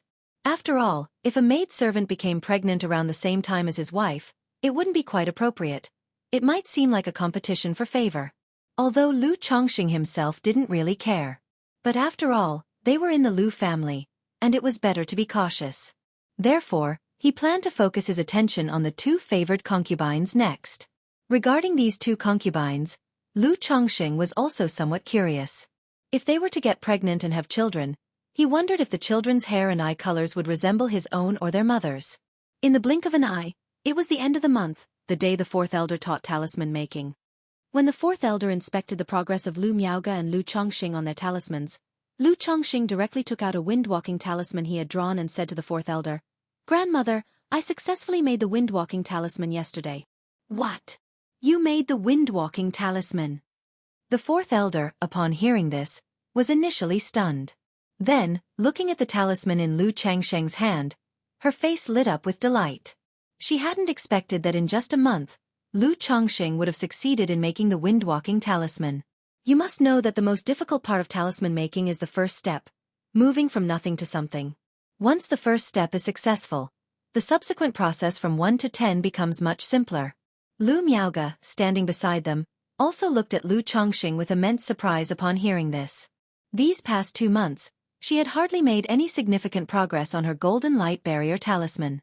Though the talisman she was practicing was a superior grade talisman, back when she was at Lu Changsheng's current level, it took her roughly 3 months to succeed with the golden light insignia, which was equivalent to the wind-walking talisman in difficulty. Yet now, Lu Chongqing had managed to successfully make the wind-walking talisman in just 1 month. Lu Miaoge bit her lip gently, feeling somewhat disheartened by the blow. In talisman making, her talent was already considered quite good. Otherwise, among the many Lu family disciples, she wouldn't have been the only talisman master, and she was even on the verge of breaking through to become a first-grade superior talisman master. The fourth elder had told her that she had a real gift for talisman making, with the potential to become a second-grade talisman master one day. But at this moment, her formerly pride-worthy talent in talisman making was completely crushed by Lu Chongqing. She could already foresee the day when she would be surpassed by him. The fourth elder took the wind-walking talisman from Lu Changsheng's hands. Her fingers traced it inch by inch, feeling both the strokes and the flow of spiritual power within it. "You don't have any issues with drawing the lines for the talisman. Your grip and drawing are exceptionally steady, which shows a rare talent," she said. "However, regarding spiritual power, there's a lot left to be desired in terms of proficiency and stability. For instance, this particular point here has a clear issue. Any carelessness could lead to failure, and then there's..." The fourth elder provided a detailed critique of Lu Changsheng's talisman, pointing out the specific issues. She then said, "Chongqing, draw another wind-walking talisman for me to see." "Yes, grandmother." Lu Chongqing responded and took out a sheet of talisman paper to begin drawing. However, not even halfway through, the talisman started to give off blue smoke. Another failure. At this point, the spiritual power must be wrapped tightly around the brushstrokes, but after making a turn, it must be released immediately, with a spring in the motion, the fourth elder said out loud, indicating for Lu Chongqing to continue. After that, Lu Chongqing failed again. He had just started yesterday, so his success rate for making talismans should be at most 10%. Naturally, he couldn't show himself to be too skilled. Under the guidance of the fourth elder, Lu Chongqing failed 2 more times. Upon seeing this, the fourth elder didn't say much. She simply comforted him, "It's okay, you're just a bit nervous, and you have just started. Familiarize yourself with it, and you'll be fine. Come, grandmother will guide you through drawing a talisman once more." Afterward, she held Lu Changsheng's hand again and helped him draw the wind-walking talisman. "Thank you, grandmother. Chongqing will definitely work hard and not disappoint you," Lu Chongqing said to the fourth elder. "Good child, I am already very satisfied with your performance. Grandmother believes that as long as you work hard, You will surely become a second-ranked talisman master in the future, the fourth elder said kindly. She was very satisfied with her grandson-in-law Lu Chongqing. Not only did he have exceptional talent in talisman making, but he was also very steady and treated her granddaughter well. The only fault she could find was that he had too many wives and children. He spent too much time thinking about marrying and having offspring. In her opinion, if Lu Chongqing could concentrate all his efforts on talisman making and focus on the talisman path, he could go much further in the future. By the way, Chongqing, you've been at the third level of qi refinement for a while now, haven't you? Suddenly, the fourth elder turned to Lu Chongqing and asked. Yes, grandmother. I reached the peak of the third level in qi refinement 8 months ago. But as you know, my spiritual root is only 9th grade, Lu Chongqing responded, unable to suppress a wry smile. He had been at the peak of third level in qi refinement 8 months prior. He had not slacked in his cultivation since then, but he had felt no loosening of his bottleneck. With lower-grade spiritual roots, each bottleneck was a barrier. If you need it, grandmother can apply to the family for a breakthrough elixir for you, the fourth elder said after a slight pause. The transition from the third to the fourth level of qi refinement marks the progression from the early stages to the middle stages, a significant hurdle. The poorer the quality of the spiritual root, the harder it is to break through.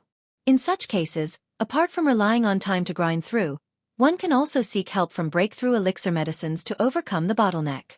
Thank you, grandmother, but I would still like to continue trying to break through on my own, Lu Chongqing said, politely refusing. He was frustrated by the bottleneck but not desperate to break through it. For now, he did not wish to rely on elixir medicines. His reasoning was simple. If he used a breakthrough elixir to advance from the third to the fourth level in qi refinement, the difficulty of moving from the 6th to the 7th level would increase. If at the 6th level he again used a breakthrough elixir, it would make the foundation establishment even more challenging later on. Occasional help from elixir medicines like the Yellow Dragon elixir was fine as they had no side effects. However, using breakthrough elixirs that stimulated one's potential to advance could have an impact. For most people, if they weren't considering foundation establishment, using breakthrough elixirs wouldn't be a big deal.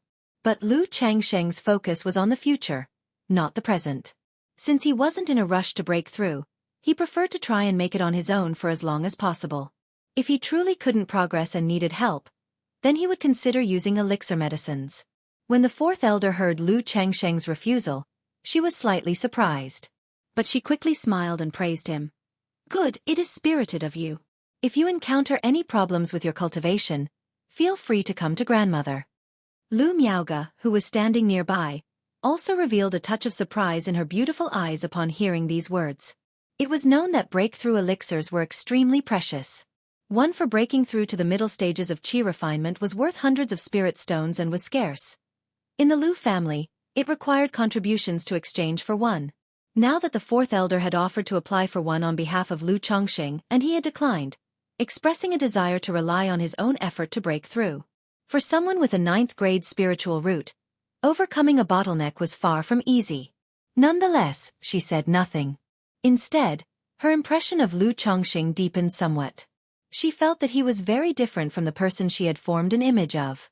After that, the fourth elder shared some knowledge about talisman making with Lu Chongqing and Lu Miaoge and told them it was about time to return home. Miss seemed to look at me in a somewhat unusual way just now. As they walked away from the fourth elder's residence, Lu Chongqing surveyed Lu Miaoge's graceful retreating figure, his eyebrows slightly raised. He naturally didn't think that this young lady had taken a liking to him. Could it be that she was struck by the talent in talisman making I've displayed recently? Lu Chongqing suddenly conjectured.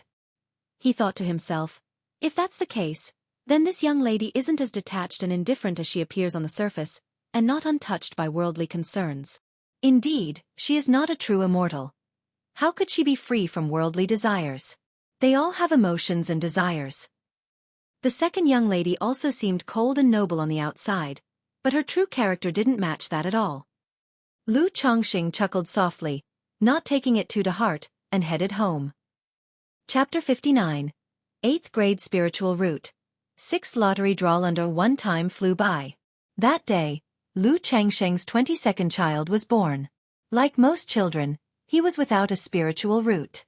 Now, for a child to be without spiritual root, Lu Chongqing had grown accustomed to it, completely without expectation. If the child had a spiritual root, it would be a pleasant surprise. However, surprises like that tend to arrive so suddenly, so unexpectedly. 1 month later, when Lu Changsheng's 23rd child was born, he was seized by a deeply mystical tremor. It was the tremor of the child having a spiritual root. Moreover, this particular tremor gave him an indescribable sense of mystery throughout his body. It gave Lu Changsheng a premonition.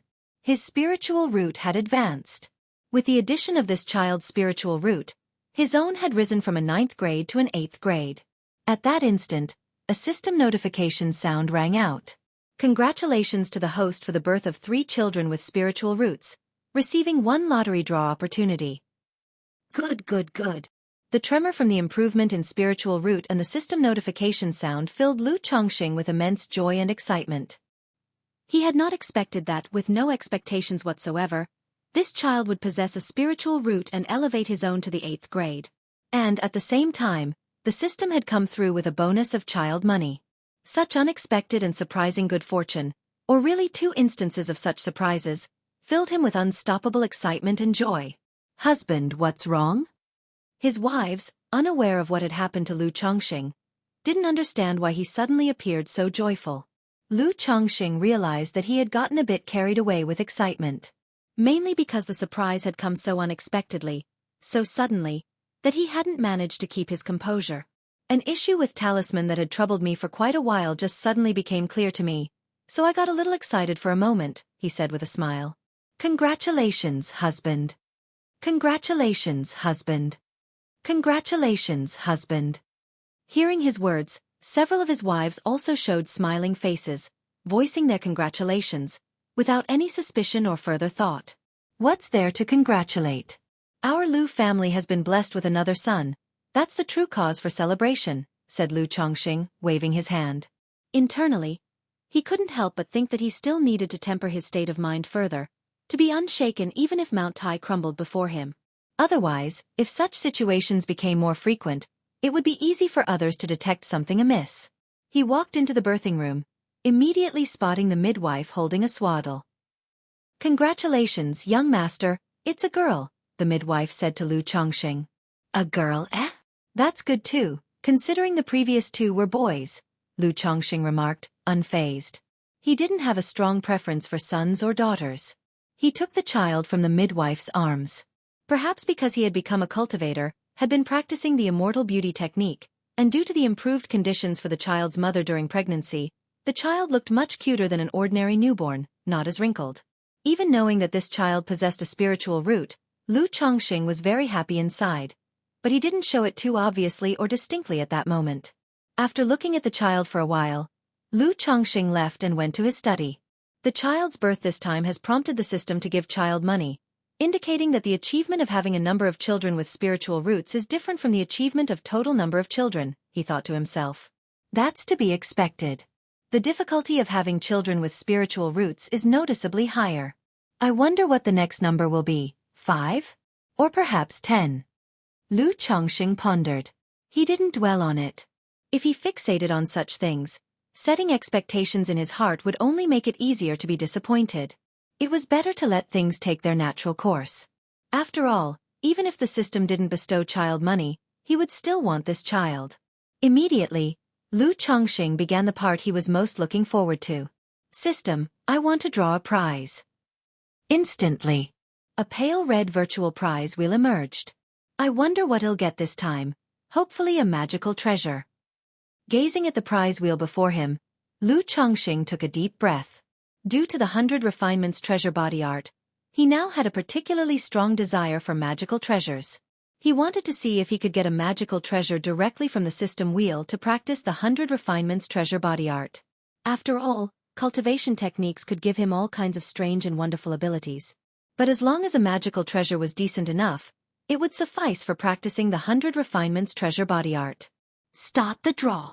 With a thought, golden light began to spin on the pale red wheel.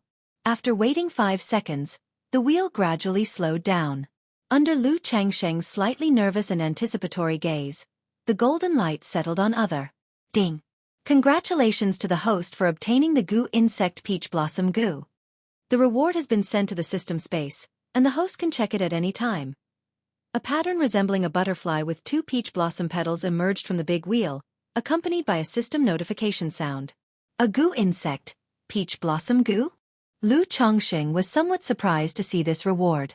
He wasn't too disappointed at not getting the cultivation technique or magical treasures he wanted. After all, he had been disappointed so many times before. A lottery drawing like this, how could it possibly go according to one's wishes? The days ahead were long, and there would be plenty of chances to draw prizes. As long as he worked hard, he would eventually get the rewards he wanted. He looked at the peach blossom goo in the system space. Goo insect, peach blossom goo. Quality, sky spirit goo. Description: a peculiar goo created by the peach blossom immortal, a cultivator of goo arts. It can improve the host's skin and enhance their charisma, creating an extremely attractive appearance to the opposite sex, and it can also increase the host's fortune in romantic affairs. Lu Chongqing didn't know much about goo insects. He only knew that among the various arts of cultivation, there were factions similar to beast taming, such as poison goo, corpse refining, ghost nurturing, and so on. He hadn't really looked into this particular area. But trusting the system, and seeing the word sky spirit goo along with a description of its effects, he felt that this peach blossom goo was not ordinary. It was definitely an exceptional goo insect. First the immortal beauty technique, and now this peach blossom goo? Does this mean that in the future, I'm destined to rely on my looks to live a life of ease? Lu Chongqing smacked his lips. Having experienced the changes brought on by the immortal beauty technique, he was quite looking forward to the effects of the peach blossom goo and thought it was very good. After all, he had been practicing the immortal beauty technique for over 3 years to achieve such handsomeness. Now with the peach blossom goo added to the mix, wouldn't he be the dream of millions of fairies in the cultivation world? Especially since the appearance enhancement from the peach blossom goo was targeted at the opposite sex. Not only was it targeted at the opposite sex, but it could also enhance one's romantic fortune. Handsome, with good romantic luck, wouldn't that be a killer combination? It was simply made to measure for a future where he would be surrounded by wives and consorts, the nemesis of fairies and witches. Romantic fortune. Although the concept of fate is mentioned in the cultivation world, it is nebulous and mysterious, with no detailed explanations. Most books only mention that some people are born with great fate and can turn misfortune into blessing in whatever they do. They might even stumble upon treasures when leaving their homes, charging ahead on the path of cultivation, advancing triumphantly and rapidly. Even though this peach blossom goo can't improve a person's overall fate, it can enhance someone's romantic fortune. I wonder if with this goo, my future cultivation journey will be blessed with continued romantic success? When the time comes, I should look into more about fate and information on goo insects. Lu Chongqing thought to himself. Although he enjoyed reading various books, he only had surface-level knowledge about the concept of fate and topics like goo insects, which were considered unorthodox. Now that he had obtained this peach blossom goo, he was thinking of delving deeper into related knowledge. Without further thought, Lu Chongqing willed it, and extracted the peach blossom goo from the system space. You're tuning in to the Xiaofan's Wuxia Tales YouTube channel. Don't forget to subscribe and join us on this journey to catch the most captivating stories.